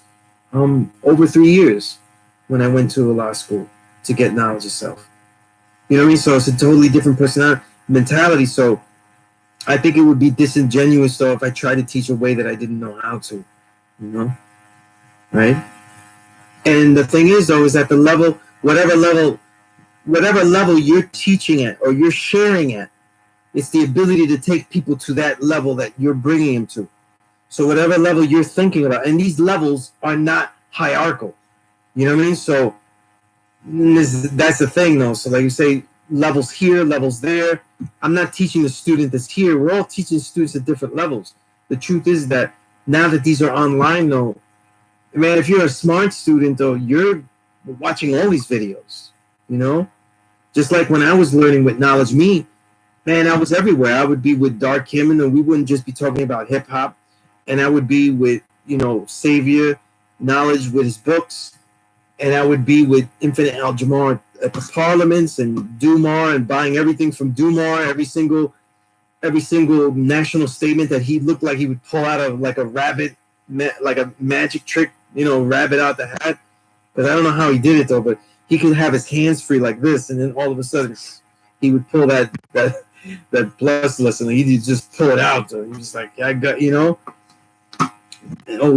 I'd always have to have the $3, But the thing was is that I was always taught to learn from everyone, even though I had like an enlightener taking me through the lessons. So now that there's a luxury here to go, okay, Thursday, this is the time that Sunya sets, but I could go, and learn with Dark Kim and others. But that also puts the onus on the student. In other words, the pressure, because you still have to find more of a direct human link. You have to be contacting someone directly and asking them extra follow-up questions to make this really focus for you. You know what I mean? Because that's what I had. The difference between me and me going to different people is that every single person I mentioned, I was physically there with them, so I could ask them particular personal questions. Okay? And you have to find a way to do that. You know what I mean? Obviously, like this time really shows how like this the digital reality that we're in, especially compounded by the quarantines that we're all having to do, it really puts a lot on, having to make sure that we do it this way. You know what I mean? That we actually make a rigid way of doing it where we can get all this logged here, you know. And this is why I'm being very structured with it and using the chat as a blackboard so I can have the notes there, because I want people to be better researchers. One of the things I found in all the years teaching is that students are bad note takers, and they've lost that in school or somewhere. So most students, and I'm just putting you all in a bubble, you take bad notes. You know, Darkim knows that when I was always learning, I always had my notepads out for my own writing ideas for projects or things we were writing. But I was writing down all the things I was learning. I'd be pull out that pad and I would be writing it down. You know, and I don't see students in my classroom over the years do that. And it's like, if the class I hold is 3 hours, how are you supposed to remember all that? You know what I'm saying? You can't remember all that, you know. And as a reporter, as a journalist, I always knew that I damn well wasn't going to remember all that, and couldn't count on just memory, because then it would not be a real quote, or it wouldn't be as authenticated, you know, if I couldn't get like at the moment, you know, quotes and ideas. So note taking was always a thing. But you know, as students, you should be taking notes. You watch Dark Kim's class, you should be taking notes. You know what I mean? You should have this journal where you put ideas, and I think they should be in 2 separate places. I think that every student should also be using Google Docs, right? And they should be able to make a note-taking document, right? And mind you, Google Docs doesn't take any space from your Google Drive. So I know, because I've written whole books and everything inside Google Docs. It takes no extra space. And you should have a note-taking document where you take all the notes and questions that you have, along with having your personal journals. You know what I mean? That old, let's pull out this one. You know, that old, you know, journal that you have, right, of ideas, that should have all of the ideas that you're writing. And even, you can even segue it. If you look, I have it where I have Peace Corps sessions and I build on them. I have books that I notate, and I have all the details, the pages that each book is notated on, and it goes back, and it's very detailed, the materials, so I can always go back and think. And this is why I remember things. Okay? Right?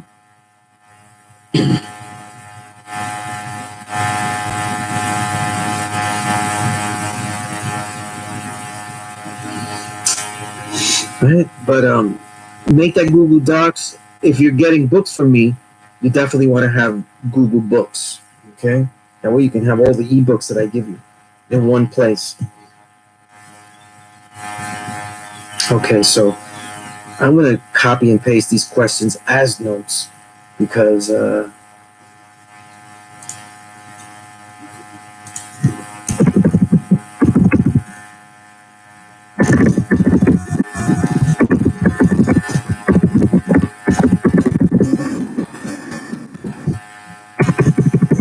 okay, let's copy some of these things.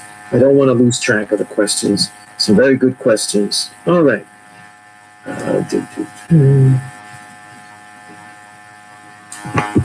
Okay.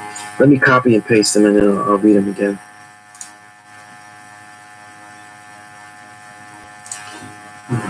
Okay. Let's go in order. Jai, you said the lessons warn against dealing with a traitor or allowing one to buy a post amongst you, and then later recommends us to still trade with the devil, if first making him study. Is this to encourage us to remain open to new ideas?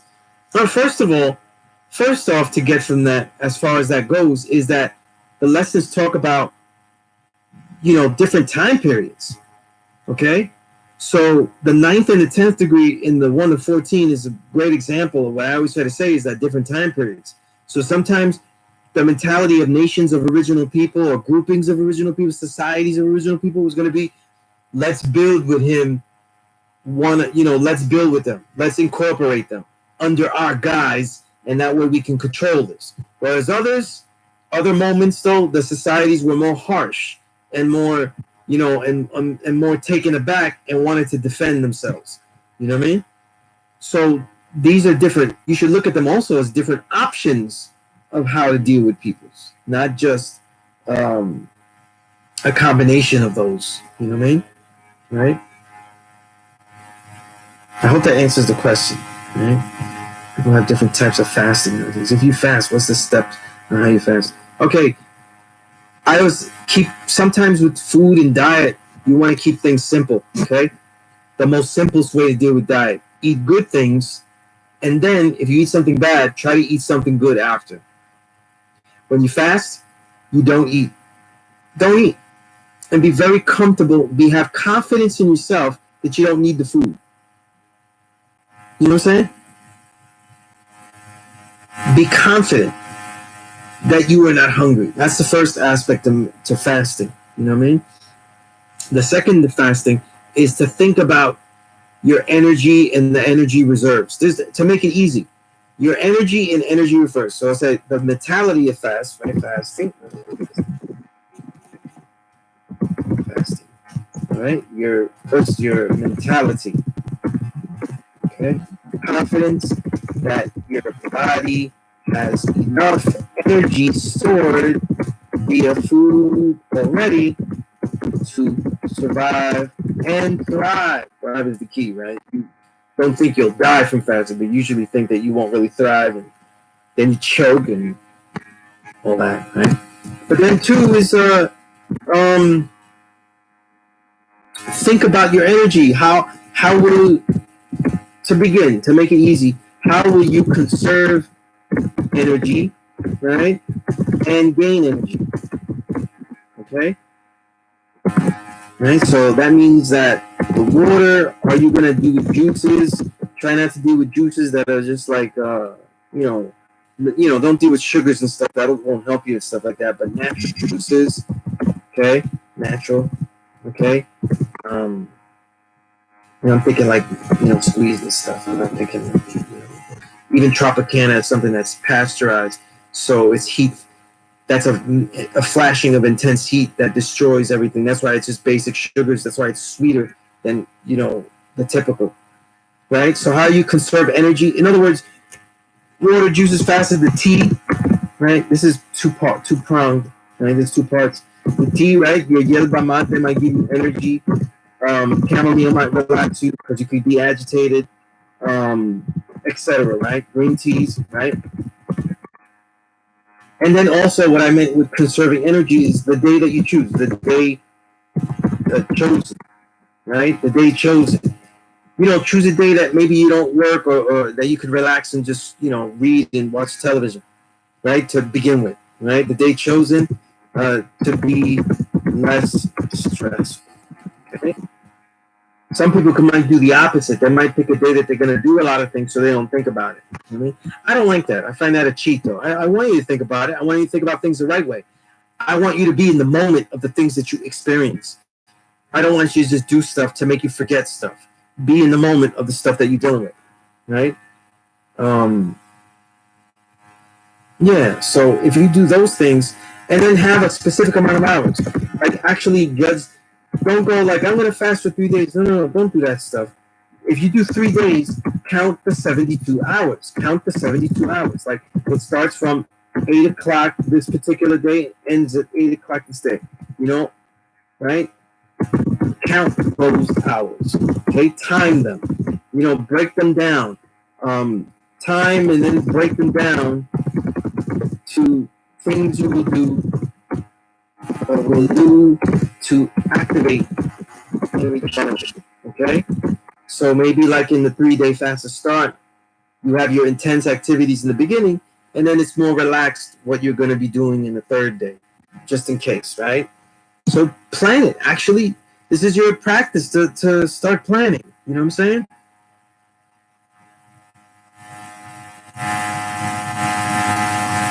Okay. Let's see. A lot of good questions here. Yeah, and when you break it fast, though, don't beast. That's what I did, and no one taught me how to fast, and I was just like beasting. So there was like throwing up and everything. You know what I mean? My first fast. And by the way, a fast is not involuntary. If you were starving and you don't have any food to eat, do not count the hours and say that's a fast. That's not a fast. You know, you just broke like, you broke and poor, just like all of us, right? If that was the case, though, I fasted countless times, right?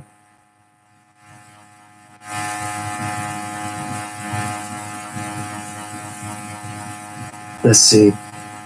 I appreciate those words, Kim. That means a lot to me.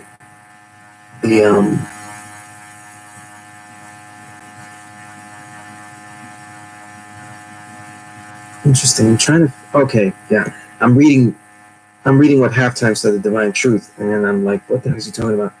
Equality degree in the one of how do you see it? Also, is the wait? Did I just copy and paste that? Oh shit! So many good questions here now. Yeah, this is what I get. I ask for questions and I get a whole bunch.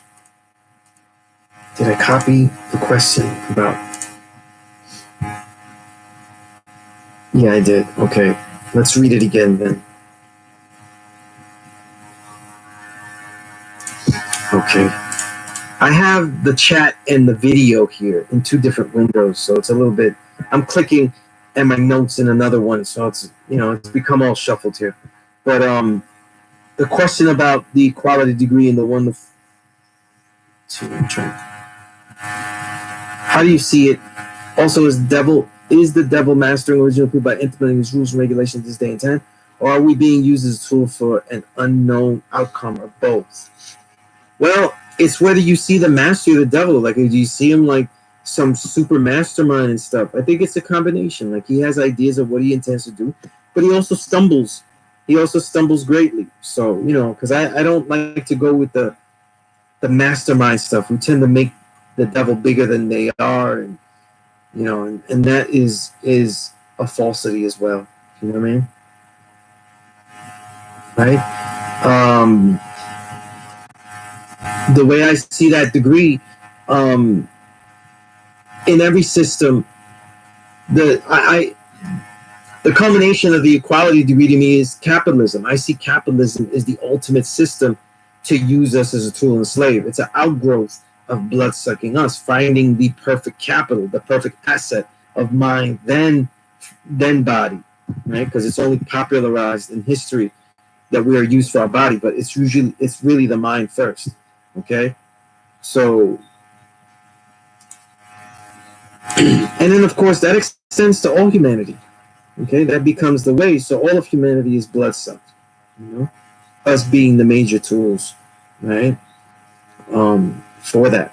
But I think it's a combination. I don't think that the implementation of rules and regulations is that amazing that that they need to be put on a pedestal all the time, like this almighty being.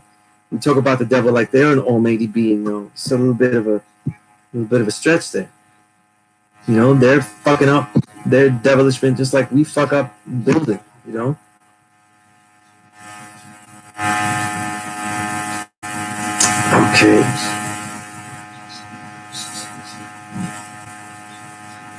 Yeah, Halftime, I do see what you're saying about thinking of advertising, though. That's an interesting thing to think about. Yeah. It does make you think about that, right? Lo and behold, I've answered every question. I thought there was a whole bunch of questions, but the homework.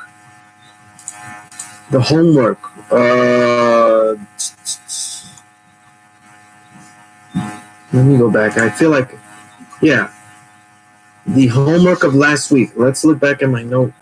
Yeah, what did I call it though? I made a name for it though, but then I forgot the name that I gave it. This fancy name. I forgot the name of it.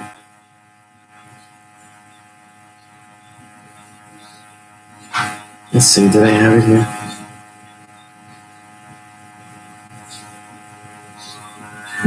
Yeah, I did remember it correctly. Yeah, so last week, and just a reminder, because this is important, I think. That's P.E.A.C.E, Divine Truth. The last week's homework, and it continues, last week's homework was to continue to develop triangle.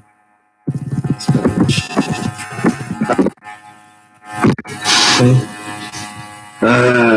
um, right? And the triangle of power, for me, right, is that reading, writing, and training. Okay. In this case, though, reading what you're doing announced to, right? Even though I think it should be reading definitely, writing, although I think it should be writing definitely included in there as a priority. It also is like how you're speaking. You know what I mean? And then also how you're training the physical body. You know, in this time of quarantine, though, these are things that we should actually have pursuits to do. So you should always be thinking about your triangle of power. And I call it the triangle of power because I'm making a reference to Wing Chun, and that triangle, can't really show it here, but that triangle of power when you strike. Everything is striking from there. So so that's why I came with that. But you know, a lot of people's, you know, they'll say it on the social media, like, oh, in these days and times, all that counts is that we just survive and things like that. That's, you know, it's great. Let's let everybody survive, though. But if we're here, we might as well build and build on an exceptional level. Okay.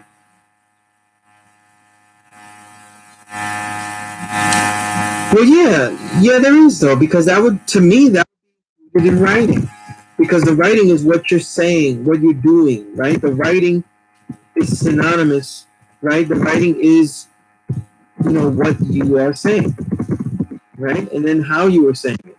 So let's say for me, I'm a writer by trade, right? So, but what I'm writing also includes what I'm creating, the creative work. So that would actually be absolutely be the art. So this triangle of powers is really including everything, because it includes what you knowledge, and how you wisdom, you know, what you absorb and what you're sharing, right?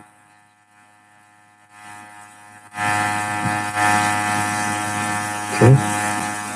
Right. So definitely, you know. Now in these times, so we should be more overtly thinking about what we're actually reading. You know what I mean? What we read, how much we're reading. Actually make goals of reading goals for the year. You know what I'm saying? I actually want you to make goals and fail miserably. You know what I mean? I make goals every day, you know, in my calendar, and you know, most of the times they fail. Like I read, I wrote, and I trained today, but all three of those goals that I had for them really kind of failed. I didn't make all of those goals.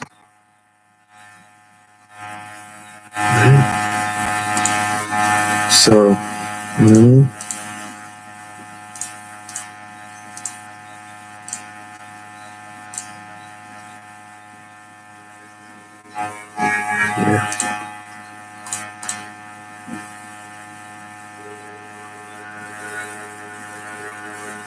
Yeah. Yeah, I think so, Saladin. Yeah, it's competitive though. You know, I also think that he'd be remembered for his creativity. I don't think anybody has matched that creativity. Although Kobe came very close.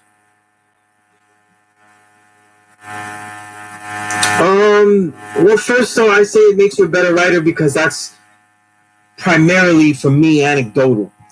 You know, reading has made me a better writer because it's where I get my vocabulary. It's where I get the study usage. It's where I get ideas, where I see other things, where I learn things that could be utilized in the way that I see fit or in ways that I could. You know what I mean?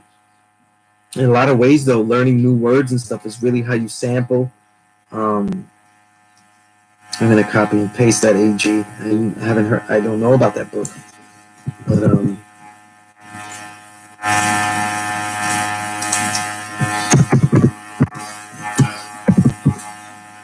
yeah, reading more is this.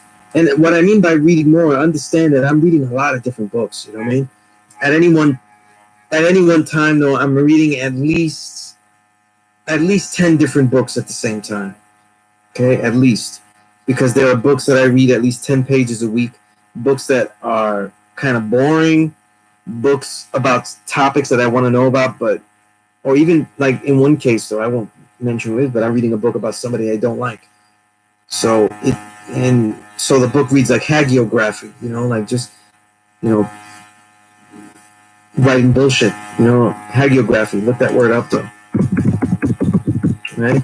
So I can't stomach it, but I want to read the book. So I'm reading 10 pages a week, and that'll get, the book is about 150 pages, so that's 15 weeks. That's easily make an add-on for the year. So other books are really long, though, and they're really intensive, so I break it down as well. So I have about 7 books that I read that way, select amount of pages a week. Then other books, though, I'm just, reading on the fly. So that's about 3 other books I try to keep at least in the rotation, Yeah. Yeah, definitely, That's a real jewel about that.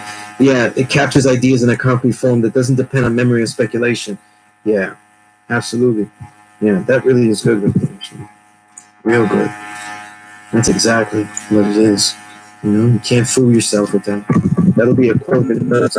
But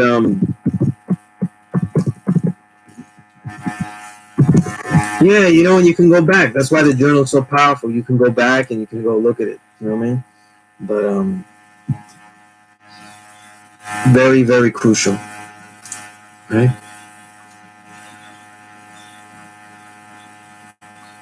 And again, I'm writing the email again. Don't forget to email me. Okay, there's a lot of things that go along with this class, though, including the curriculum.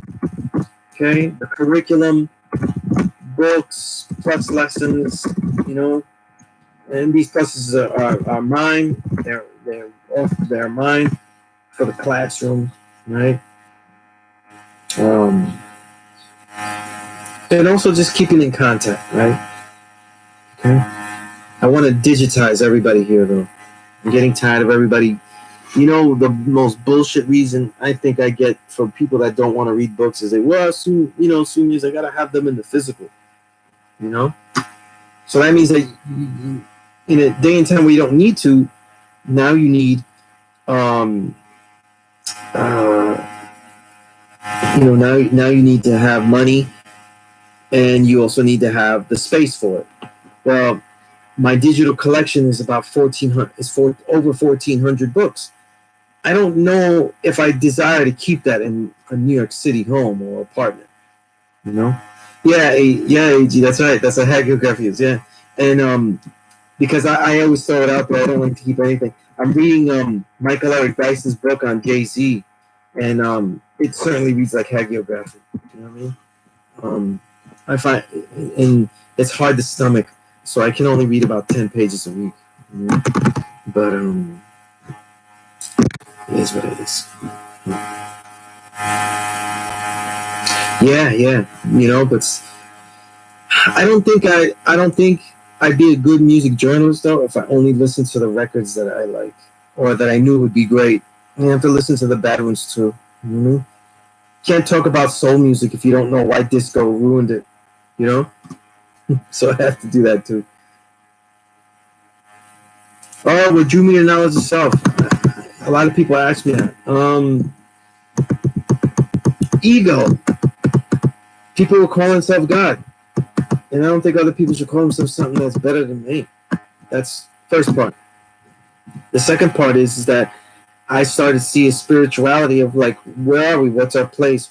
And it was merging at the same time with the radicalizing I was having as a Puerto Rican, learning my history, radicalizing myself to the freedom fighters of the Puerto Rican independence movement and the history that goes along with that.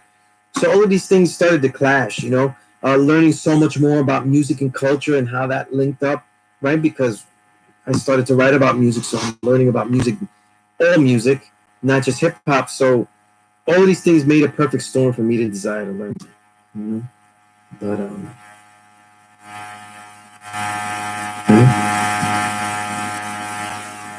that's really how I got the knowledge of self. I started to look for deeper things. The music I was listening to, I wanted to know what it meant.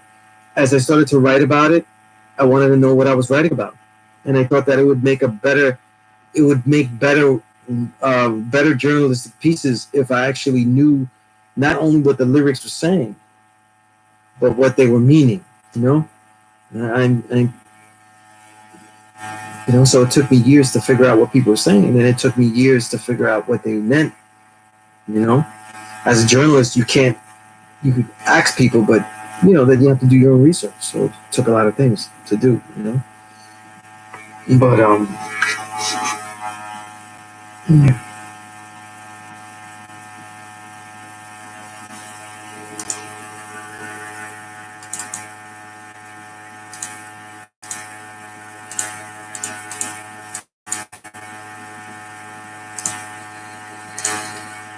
let's see. I want to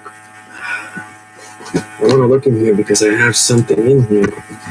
I wonder if.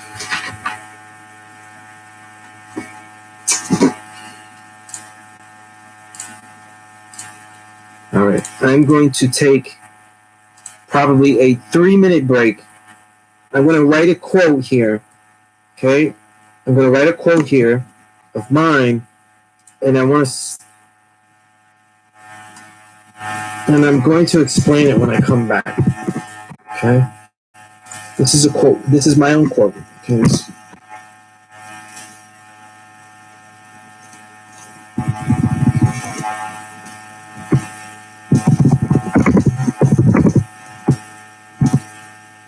Okay, because this quote defines, in today's mathematics, this is how it defines everything that we create, everything that we born, and it's all in there. So I'm gonna take a quick break, and get something that I left over there, because it's not in my folder. Right? It'll probably take me 2 or 3 minutes, and then your questions and stuff. Okay? So then I'll add on though, and it'll be nice little commercial. So we'll have my little commercial book there.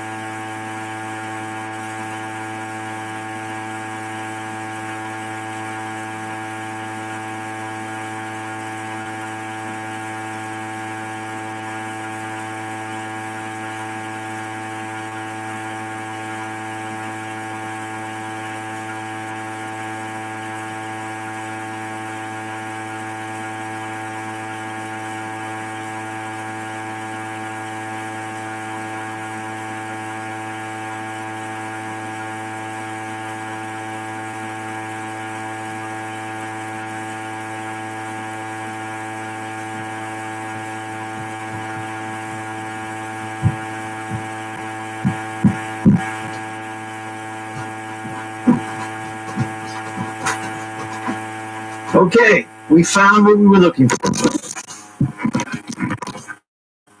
Okay. That right there was my book. That was my book. A very nice book. But no plugs though. No one needs that book to understand this knowledge yourself, just to have fun, learn about music. Okay, so now I thought I would get lots of answers of what people thought about this, in the section though, but I didn't get anything. Okay. What type did you see yourself in the world around you in the beginning? What types of changes do you see in yourself? Okay, this question came before I left to put my quote.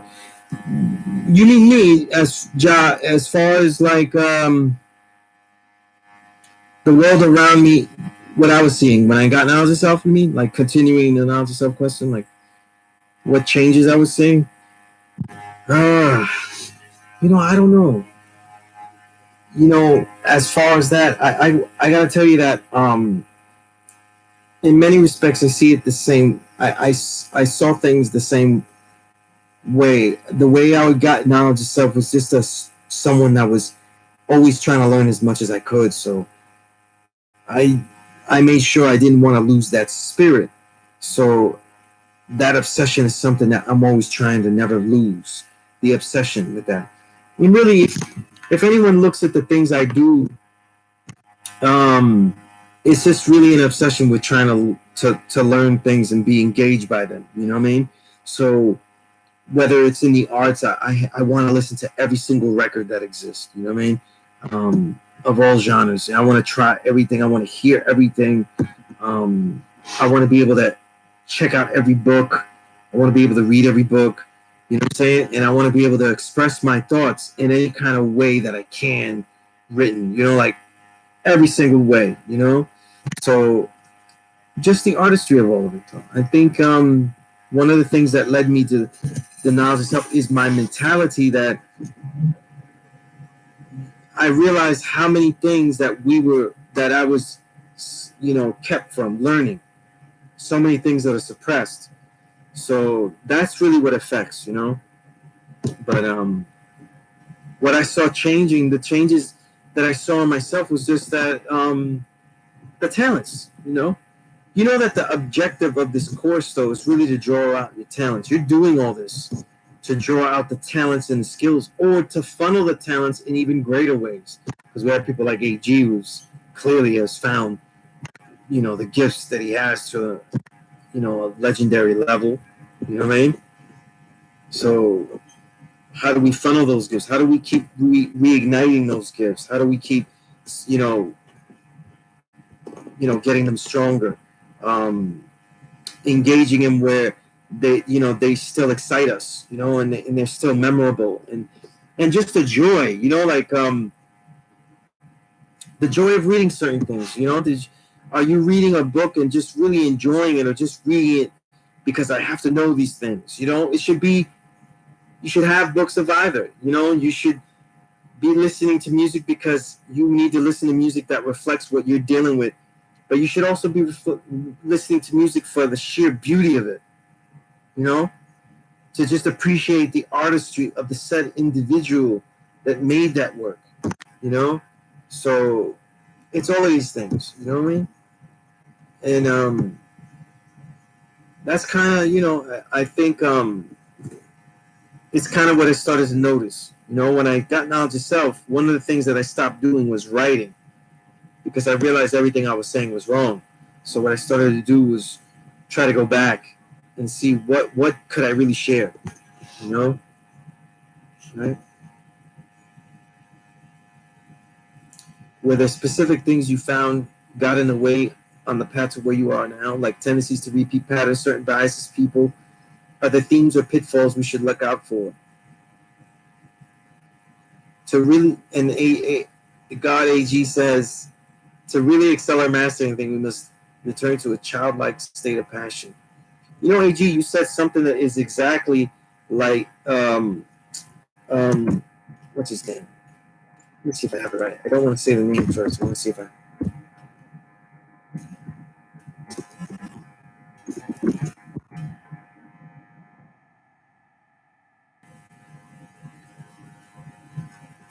There's one of the great Zen monks and teachers of Zen Buddhism was Shunryu Suzuki, right? And Shunryu Suzuki, he wrote a famous book, Zen Mind. I don't know if I have this digitally, but he wrote a book called Zen Mind, Beginner's Mind. Okay, he wrote a book called Zen Mind. I think Bourne might know about this book. Yeah. Right on cue, God. Yeah, I knew you would know about this book. We've talked about this book, right? Just want to write it down there. I don't know if I have this digitally. I read it so long ago that I don't know if I went and got it digitally. But, he talks about the expert's mind, the expert's mind versus the baby mind, really and that's what you're getting at, AG. You said it perfectly. The baby it never claims to be an expert. Everything is new, so they don't see things in a finished state. They don't look at things and say, well, I know about that. And so they can't learn anything.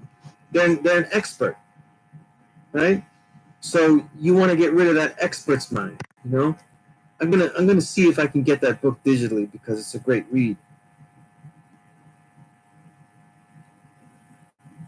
That's definitely true. Treat every moment as your last is not preparation for something else. Very true, and yet it ends up being so, right? Because I always say there's only two things that happen, right? Preparation and performance. Infinite Mind just released a really great song, and that seems like performance, but it was really the preparation for the next song, When you merge the two, it's almost like one, right? We practice the martial arts, we study the martial arts so we could fight someone. But after a while, though, we'd end up learning it so well, we don't have to fight anyone because we're at peace and we keep at peace. So now the preparation is the performance. You know what I mean? Absolutely, actual fact. I love these little builds. These will definitely be in the notes.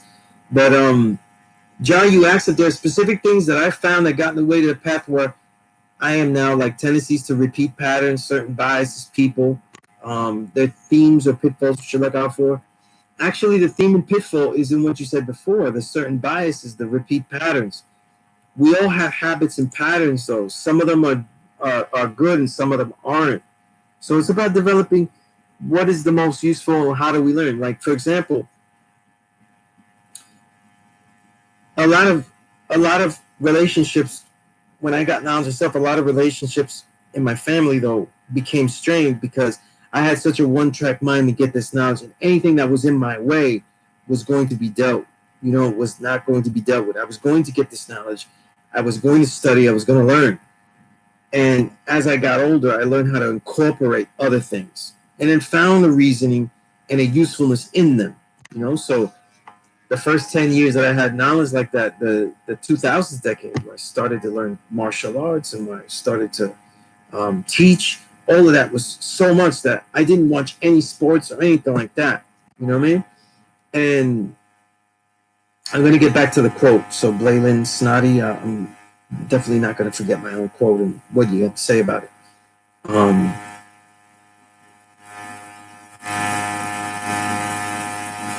But yeah, I appreciate that, AJ. I want to see what that book is. Yeah. The thing about it was that the patterns that are also that make you successful also can ostracize you and keep you unsuccessful as you learn to now get to where you're at and then now incorporate everyone else, though, because the newborn has to have tunnel vision. Like you should have blinders and go straight forward in many respects. But then as you learn, though, you learn to open up, though, and take everyone else in, And it's a combination, I think now in the quarantine state, it's a perfect time to learn how to make your own laboratory, how you build, how are you going to read, write, and train. What are you going to write? What are you going to create? What are you going to study, read? How are you going to develop all this training? So that triangle of power takes on many different connotations, in that, I'll probably have to write like a little plus lesson about that triangle of power that I'm talking about.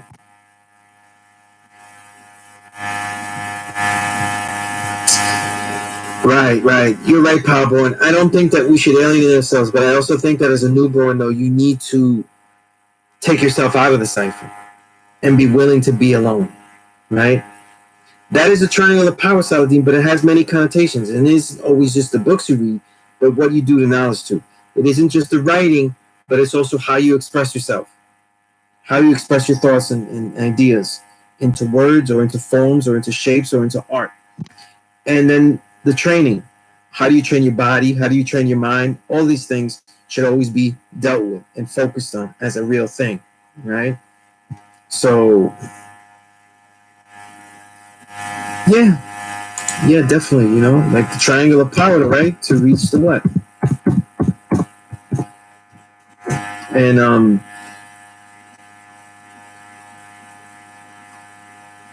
trying to find what I missed here.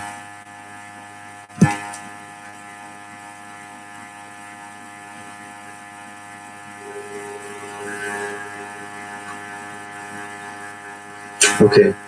Layland, thank you for asking a question. You asked about my quote. Is the creator considered a creator from the spark of the idea, the process of creating it, or at the moment creation is complete?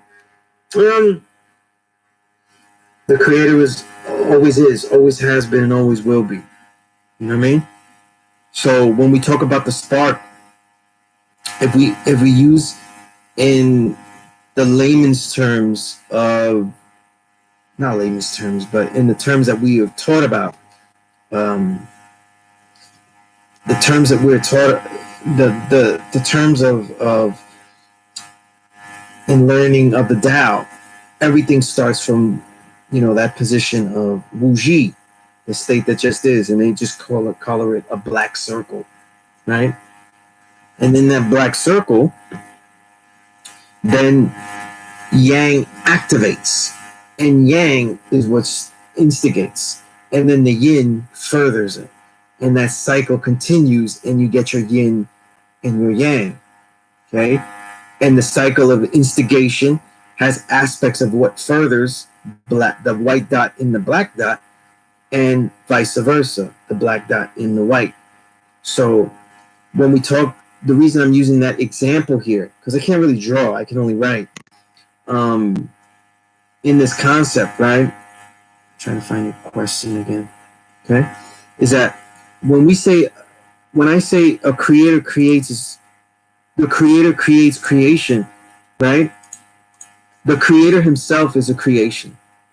Okay, the reality of you is your creation, right? You say man is the sum of all of his thoughts. You have created yourself, so you're already a creator by just you existing. And then you create the reality by which you existed, okay? And then that creation, what inspires creation to adjust and learn and grow. And that process is what? That is the process of creating, okay? And in this respect, the moment creation is complete, the moment creation is complete, though, is really a particular arbitrary moment that anyone is picking, okay? It's never really finished. Even when they study the universe, though, when you study in cosmology the universe is always fluctuating in some type of measured way. In other words, by whatever means that they measure it, it fluctuates in some type of way, right? And so much of it, though, is unknown, right? As far as identifiable yet. The majority of it is unknown, dark matter and dark energy, right? I'm reading a book now, I'm not finished with it yet, called Cosmic Cocktail. And it is about dark matter, dark energy, okay? So, and not labeled dark because it's black folk thing, and, all of that. Labeled that because they don't know what it is. It's dark to them. They're obliviously dark to the truth of it, of what it is. But based on the computation of what is, there are incomplete things not adding up. The way I see it, AG, is that it's always a continuation of something else.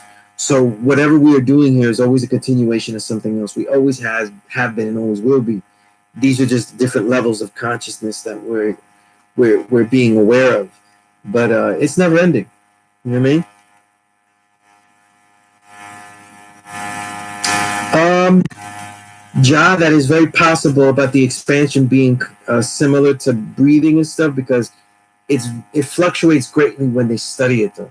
But remember, it's not inside something else. It really grows in depth. It's not inside. So if my hands were the universe doing this, then that means that the universe is this room that I'm in, right? And this is something. I don't know what this is, right?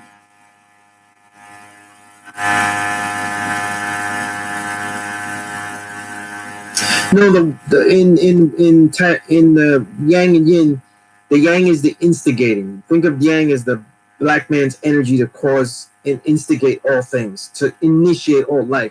Think of the yin as the cipher, that which allows all things to continue, the vessel. You know what I mean? And when you see a white dot in the black and a black dot in the white, it just means that both have aspects of each other.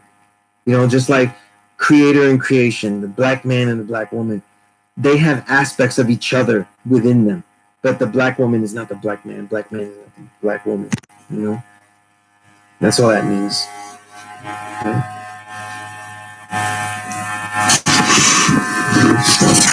It's a good question, though. It's a good question. I think that when we philosophize about the metaphysics and the metaphysical reality of God in this plane before we made ourselves into this physical form, we also need to do one thing. We need to not invent things and then use logic, because a lot of times we're using logic out of ignorance. That's a poor logic. Logic is a science. Logic is a science of deduction, but you have to have a mass amount of information. We don't want to make assumptions about what we think, how we were, if we don't even study basic science like cosmology. And this is you rhetorically, not any you in the chat or anyone even watching this video afterward. Okay?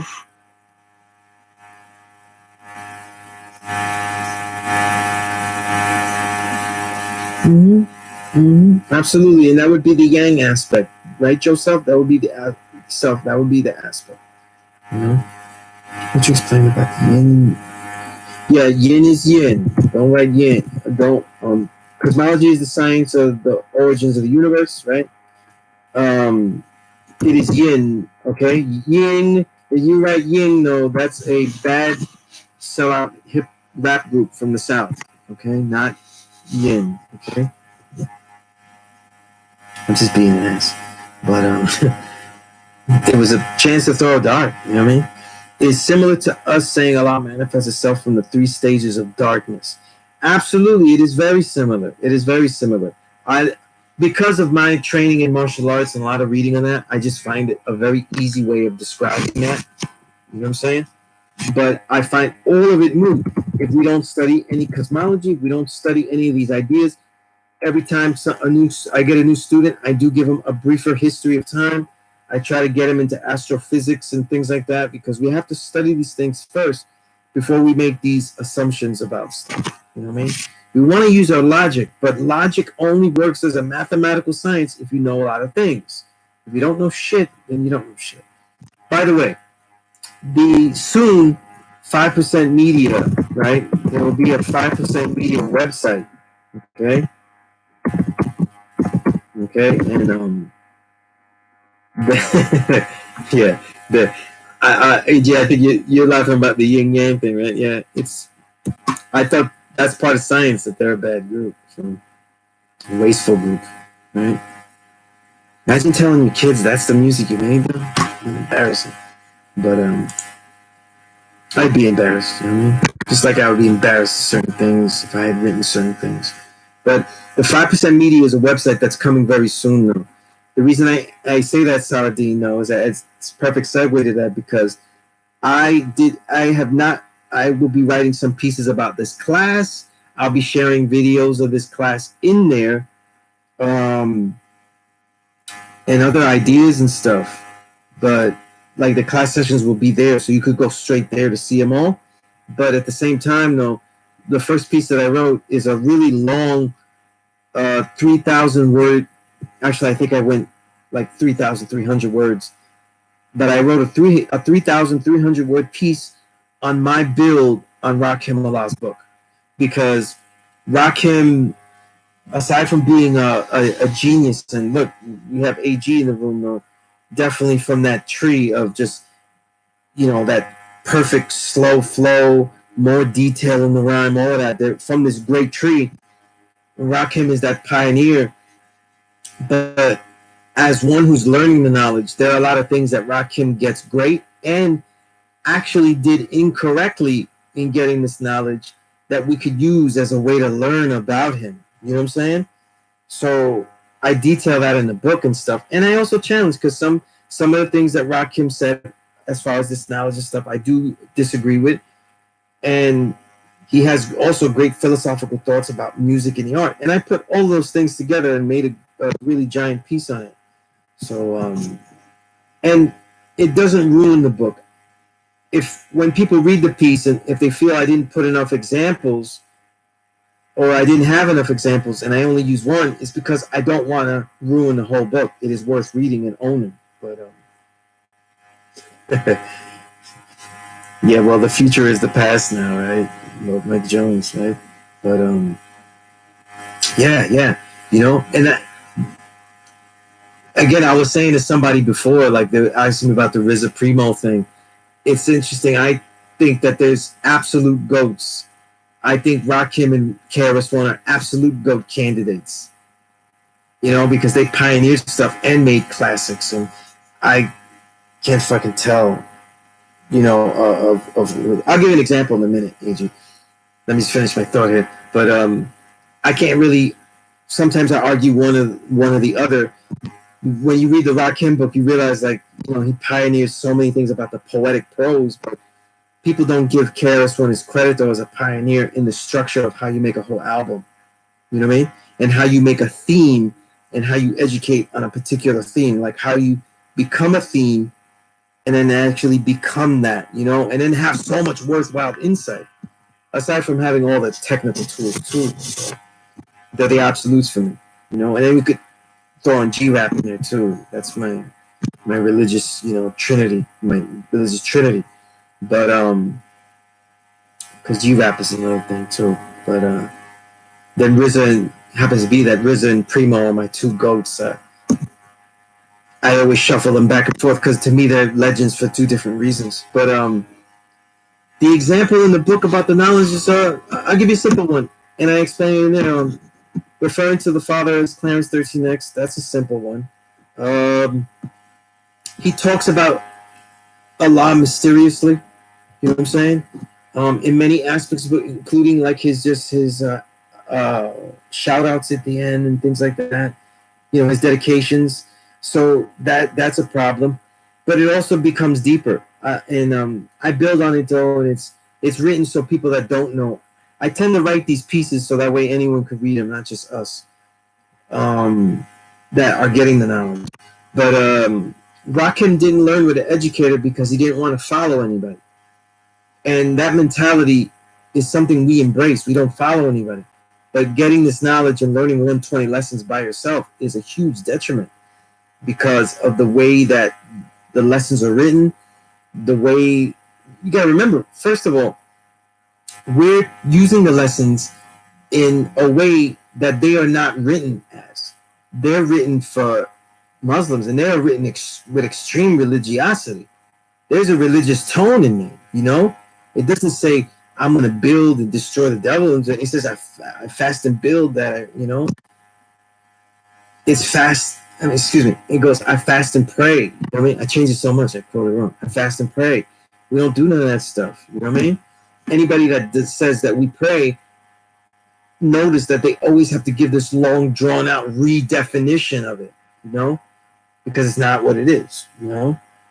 But, so there are mistakes that Rakim makes in the book as far as the knowledge goes when it comes to how he was educated on it. And I show that in the book, because he took that path like that, it also leads to a mysteriousness of it in his main crux of argument of the divine universal consciousness. The divine universal consciousness is a concept that he came up with, and how you create, you know. And guys like him, obviously, you know, AG, Dark Kim, Infinite Mind, like you guys have made stuff that you clearly had to be in a zone. Shit, that video Infinite Mind you put up, you had to be in a zone just to perform all that. I'm never gonna get to quote that. It's just saying that shit too fast, you know. But I can't sing along. But when when you get into a zone, a lot of artists, and in my own way, I get into a zone too when I write my own poetry, whatever I'm doing. I think, and even martial arts though, right? Guys, when we train, we always call you black out. We tend to look at things like we got into a different consciousness or we tapped into something else. And there becomes the mystery of not really giving yourself the credit of the depths of your own mind. Okay? The reason God's built about the superconscious and the conscious levels of consciousness is because it's trying to make concrete that these are levels of our own mind. And what happens is, right, absolutely, AG, yeah. And this often happens with great artists because you seem not to always think you're exactly in the moment. And then all of a sudden you have something that is really dope. You know what I mean? And I encounter it so many times with getting the story from people that create. So I started to think about that a lot. And that's what Rakim, exposed. Also, too, some of the mistakes in the book have nothing to do with Rakim. They have to do with the editor and the co-writers that helped him write it. So I think that Rakim, some of his innovations, he didn't get the credit for. And they were right in that book for the writer to actually say, wait a minute, didn't you, like, and you'll see when you read that piece and stuff, but there are also other jewels I didn't even share because I think the book is so worth reading. I'll let one go, what you should look for when you read the book. When he tells the insight that his father told him about butterflies in your stomach before you get nervous before you have to perform or something.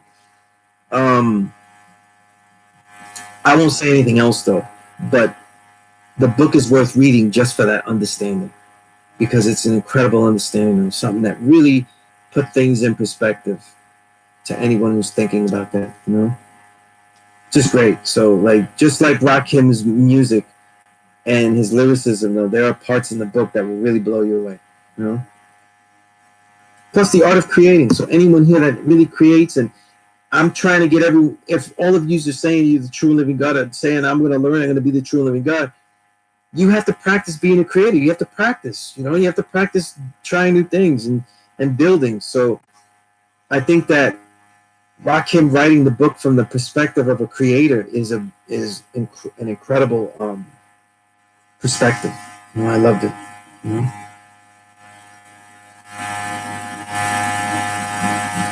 I think so. I agree with that stuff. Yeah, in the Hagakure it says, you have to be.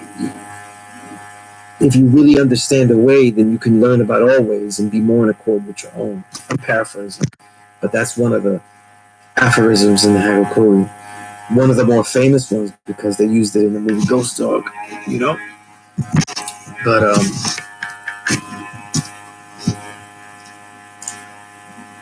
let's see, because I'm not sure.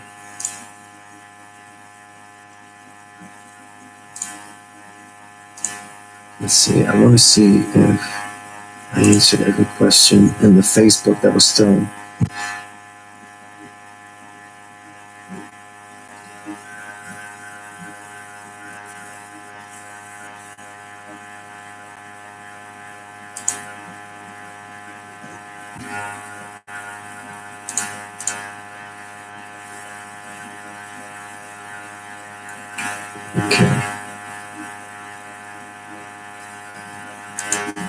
Okay, that's good.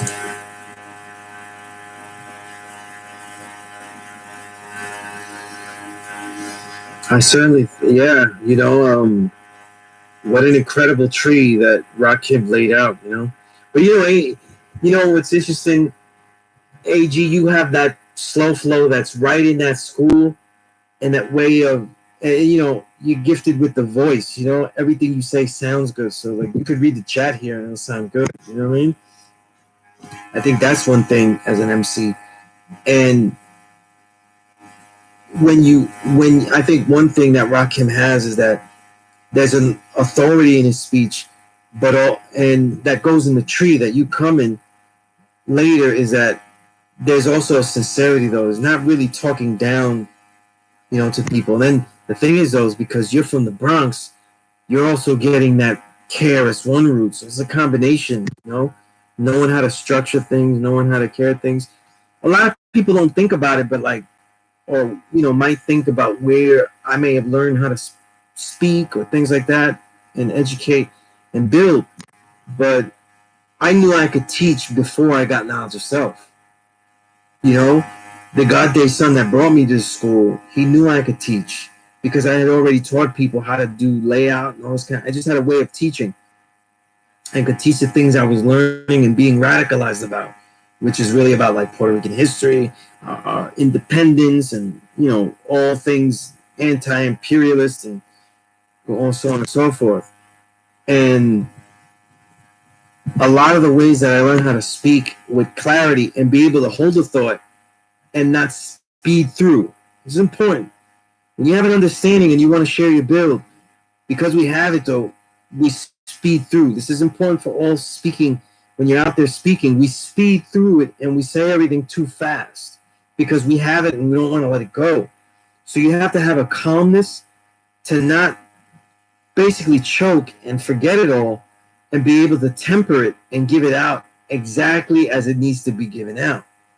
And this is something that I learned really from KRS-One, you know.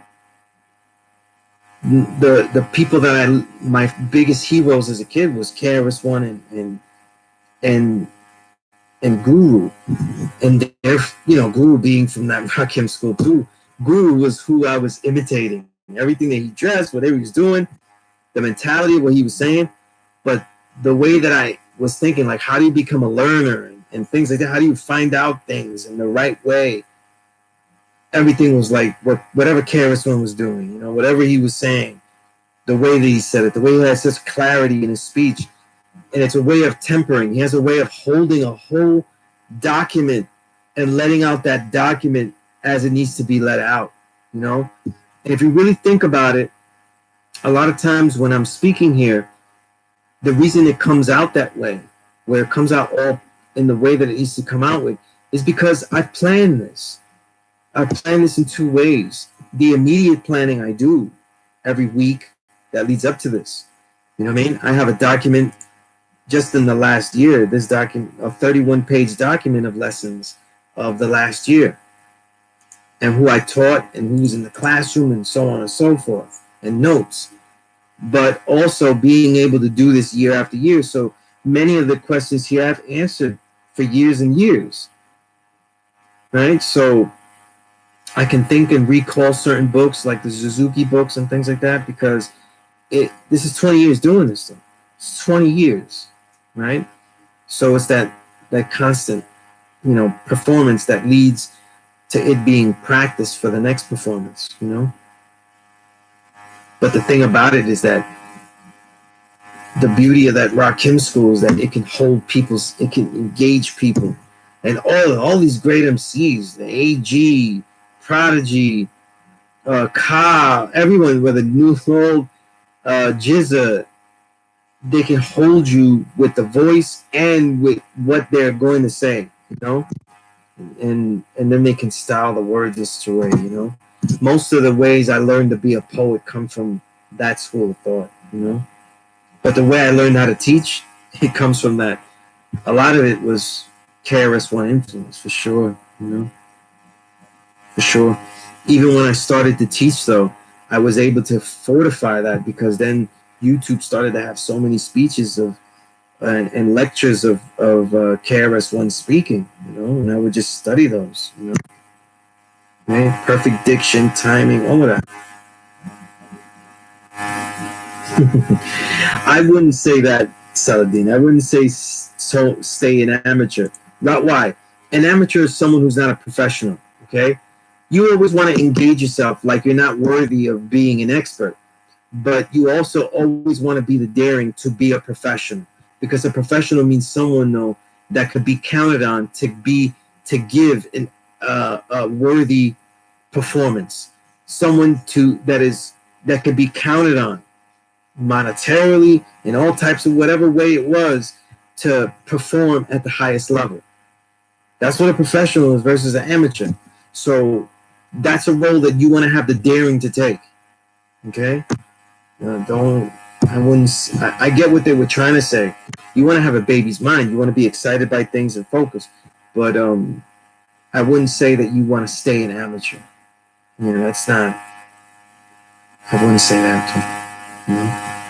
You want to have the daring to get in the game and be a professional of all sorts. You know? To be able to say the daring to say that what I am studying, no, I will be a professional.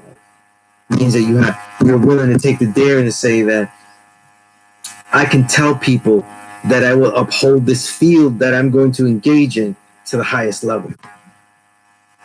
I want you to be comfortable with whatever you're doing to, you know, to say that, you know. I think that Jude asked, what's your thought process when you write your poetry? What do you focus on for your stanzas? Well, look, you know, in 1995, I didn't want to just be a journalist. I didn't want to say I was just covering people. So I wanted to, you know, be a hip hop element. Again, that's KRS-One too, inspiring that, because he was saying that, you know, you got to be something in hip hop. And I realized that what I was doing wasn't really an element, because I wasn't creating something. So I wanted to write about things, but also be creative. And the magazines that I was in, all of them, every single one, Source, Double XL Vibe, every single one I was in, they just couldn't take this format that I was trying to experiment with. And it took me years, but what it really was is that I was just fragmenting things. When I write poetry, I just fragment it to do two things: to say what I wanted to say, and then say it in a concentrated way, and then beautify that. Okay, so when the stanzas are developed, they're really developed of how I would want you to say it, you know, and then they're complete free form, you know, because I can rhyme, but then I don't have to rhyme. So, you know,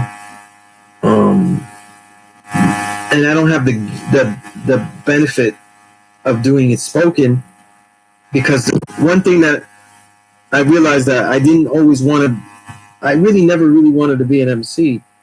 I fell in love with the word a long time ago, and I wanted people to see the beauty of the word as it appears on the page.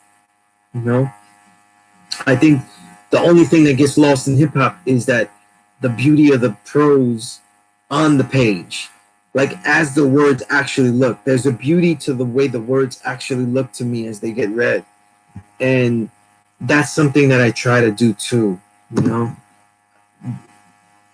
that's a little hard to explain though, but it's in the word choices and the ideas and stuff. You know, that's why too, because a lot of hip hop, it'll be a beautiful poet, it'll be beautiful prose, but it may not look so profound written down. You know, it's a combination of two. A lot of times, what I write doesn't translate well to being spoken, because I tend to write more like that, where how it looks on the paper. You know, sometimes even if I do like something for somebody, I give them what I wrote too, like to try to get, like, maybe I messed up in the way I said it, because the beauty I'm looking at is the way I wrote it on the page. And it takes a lot of practice, something I don't really practice, because finality for me is the way it looks on the page, but stanzas should be the way that you would make it look, how you want it to be read, and then how you beautify it. You know what I mean? How you make certain words stand alone, or a certain piece. You know.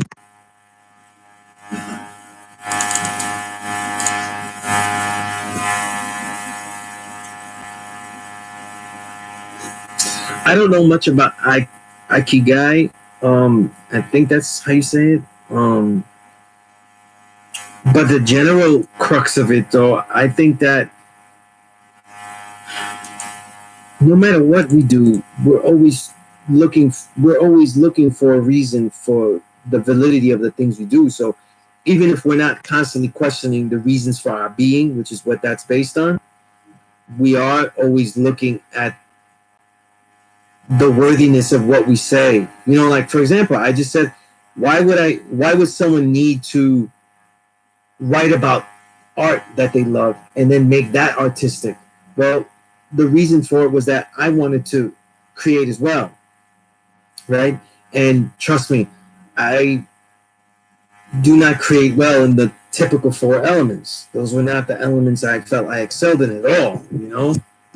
So now when I go into, if I go into the other, if I go into, then now I did it for my own being, like what would be my purpose within that? So it kind of goes both ways. And then what would be the point? I think this, if I can write something beautiful about a piece of art and make a beautiful piece of art about a piece of art, then what happens is that not only do people get a piece of art, they also learn to appreciate the art that I'm trying to do. Because a journalist work, a music journalist, or a journalist of the arts, in this case music, their job is to appreciate or depreciate music. Okay? So most people just think about depreciating, like that shit sucks, it goes low. The reason that we depreciate music is because, let's say, a certain record from, a certain DITC record isn't getting its proper value because we're valuing this more.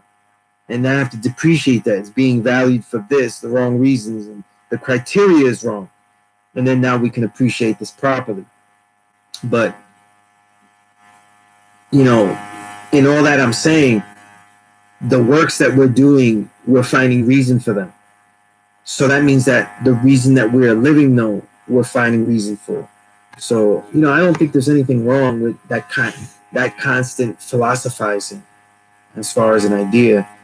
I don't think that I ever go beyond, I ever not do that. You know what I'm saying? I think I do that by default, And I certainly, definitely do that by default, Right?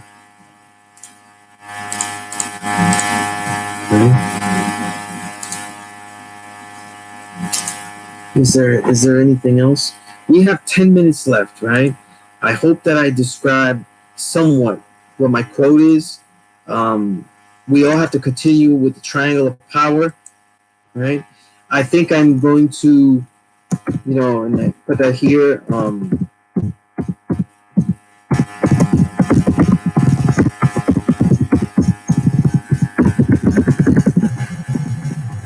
Triangle of power is basically a plus lesson that comes out of another plus lesson, because that is my build awareness square, which are the five things to study of yourself when dealing with knowledge of yourself. Okay, and one is active, one is not.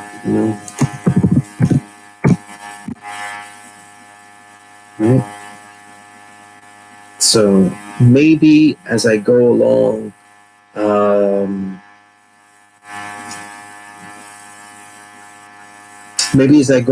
no, I don't want to promise it for next week, but I will make a plus lesson that kind of supplements off that build awareness square. But if you don't have this stuff, you need to email me and give me a little introduction. Just like many of our classes are like this, though, even at the school, where I don't know who everyone is or the details of what they need. The details that we need, though, is going to be done personally. When we build, and I learn more about you, and I can ask more questions about you, right?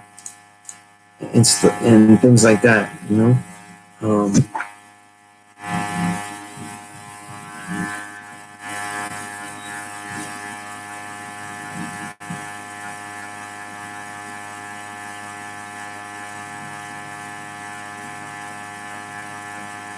Okay. So, does anybody have any final questions? We're in the last 8 minutes or so, So we have about 11 minutes. I like to go exact. I 7 to 10, but I started streaming a little bit, maybe 1 or 2 minutes late. So I'm gonna go until that 3 hour. You keep me in there and keep building.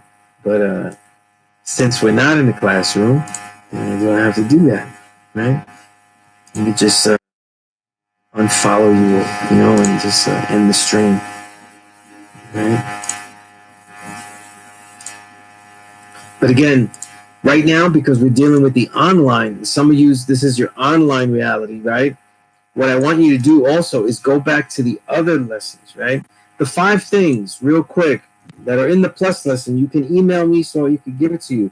But the 5 things are what you read, to be aware of, or analysis of what you write, how you train. That's why I said that the TOP is basically a concentration of that, right? And then, okay, I'm writing this one.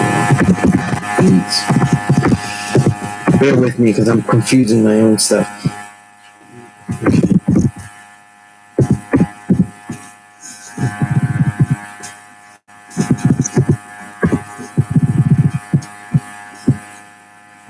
Okay. They're based on 5 things. Okay. And so what you eat, and that's where we go into diet and things like that. Because even if you don't engage in even if you don't engage in the vegan living foods, plant-based diet that I've always advocated, I want you to know how to use it so that you could detoxify yourself still. Okay. Right.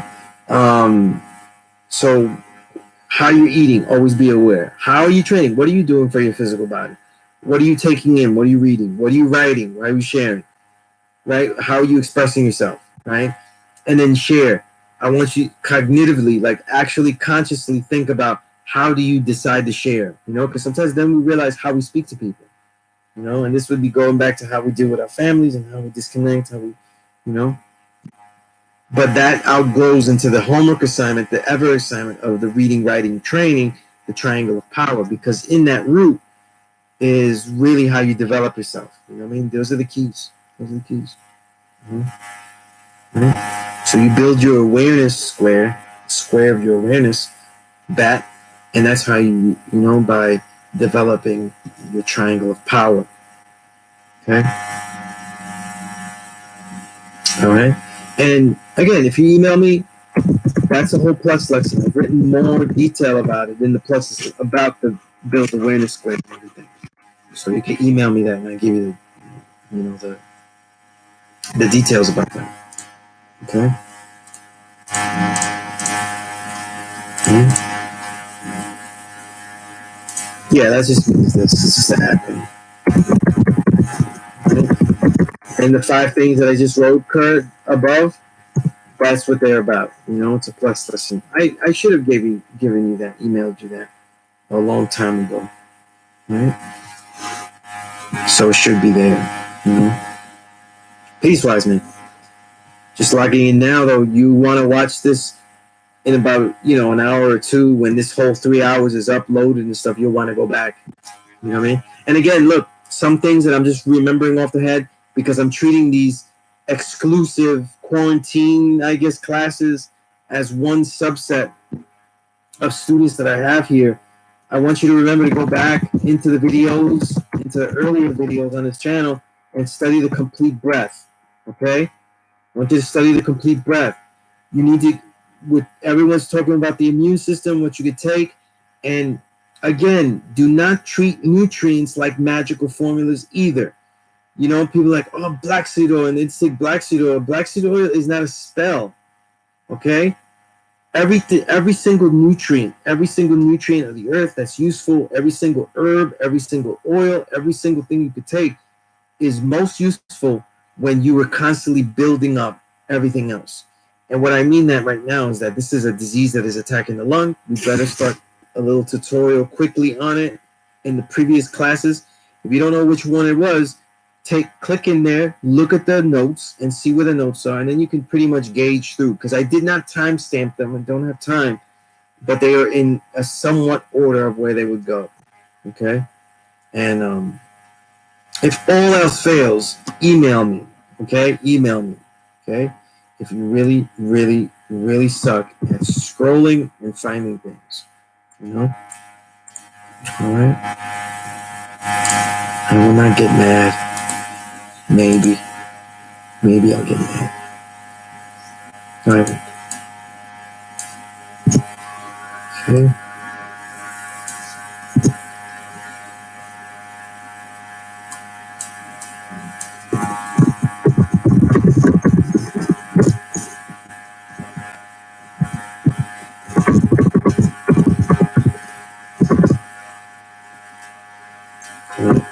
Was it my notes or was it looking at the chat? Let's see, we have pranayama. Hinduism is kind of sweet, but yoga is pretty dope. Yeah, I mean, that's why Buddhism was founded, because so many aspects of Hinduism became mysterious, But knowledge itself doesn't reinvent the wheel, right? When you think so, that's when your egomaniacal mentality comes in, right? And we don't want that, right? So we don't want the egomania to come out, But let's see, we have about 3 minutes left. So if there's anything else that anybody else wants to ask me or anything like that, John, you really have great questions, though. And your questions, though, asking me about certain things shows that you're also checking in on a lot of things. The quality, when they say that God is a master of all realms, you simply get there by just being a Renaissance man, just by reading a lot of things that engage you. I also wrote a plus lesson about that, like how to really extend your palate and the different things you should be studying to extend your palate. Okay, that's something maybe we go into in the next session and stuff. Okay. Right? But remember, a lot of our foundation is trying right now being as healthy as we can, though, and really utilizing this. We could always be run down by the difficulties of what this, what this virus is doing. But it is very rare that people have a chance, though, to actually sit down and have a little bit extra time to study. Okay, if you say you're more stressed out and stuff, I don't remember not being stressed out about making money, not being stressed about keeping a family. So all those things really shouldn't be, like unique. You know. Right? So we should be thinking about how we're going to stay healthy and all of these things, right? And listen, this is a warrior's classroom, whether it's mine or whether it's Dark Kim's. So all that shit about it's a pandemic and I'm just trying to keep alive, so I'm just bumming out here. Nah, that's for losers, okay? That's for losers, though, because you should be preparing for stuff. You want to deal with the knowledge of stuff. This is what we've been preparing for, okay? All right? We've been preparing, though, to see how strong we are. We've been preparing to see how we could survive certain things. No, it is not exotic, though. It is not robots coming at us to try to kill us, though, that have become self-aware. You know what I mean? It isn't invaders from outer space and stuff that we have to kill, though, that have 3 eyeballs and can see through our thoughts and, all predators and shit. Nah, it's a fucking unseen disease and stuff and virus that is totally, totally unexotic, right? But life sucks that way. You know what I mean? It's not pretty that way, But we have to start building, okay? So make sure you don't forget about the books that you are developing. Don't forget about the Triangle of Power program that you should be developing for yourself, okay? So you should be looking around your area. All the classes before talk about how to train in your area, doing the knowledge to the cipher that you have around you, and how you could get in things like dips, deadlifts. Everyone should have push-ups. If you have a little weights, if you don't have the weights, like right now, I don't have all of my weight system, but we still find a way to build muscle and keep in shape, right? Small things, spend money online to buy small things, right? Like resistance bands and jump ropes, all these things that you can do on your own, right? You should have been developing these things. You should have been having these things in your house. And you should be thinking to yourself, why I didn't have these things, okay? And go get them. Go get them. This is a perfect time to notice, though, that your own home cipher wasn't actually very useful. And that's why you didn't do much work at home. Your home wasn't built to be there for like a laboratory. Your home was built to be there for like a community, for like a and to actually build things. So this is the time to start to think like that. And the triangle of power, right, is to start thinking like that. Start thinking like that. Is my home have a place suitable for reading? Do I even know how to do that? How do I make it suitable to think about things to create or fields of talents that I can engage in, right? These are all things that you got to start thinking about. If you don't think about them now, they won't be incorporated into life. That will be far different once it becomes so-called normal, because normal's gone. The normal that you thought, it's going to be different no matter what. Okay? So if you're thinking you're just going to wait it out and survive, you're not going to go back to the world you thought anyway. So forget all that. Okay? So with that said, again, email me. It's right up top at this, throughout this chat. I want to say peace on everybody out there to stay healthy, stay safe, and build strong. Build strong. All right? Peace.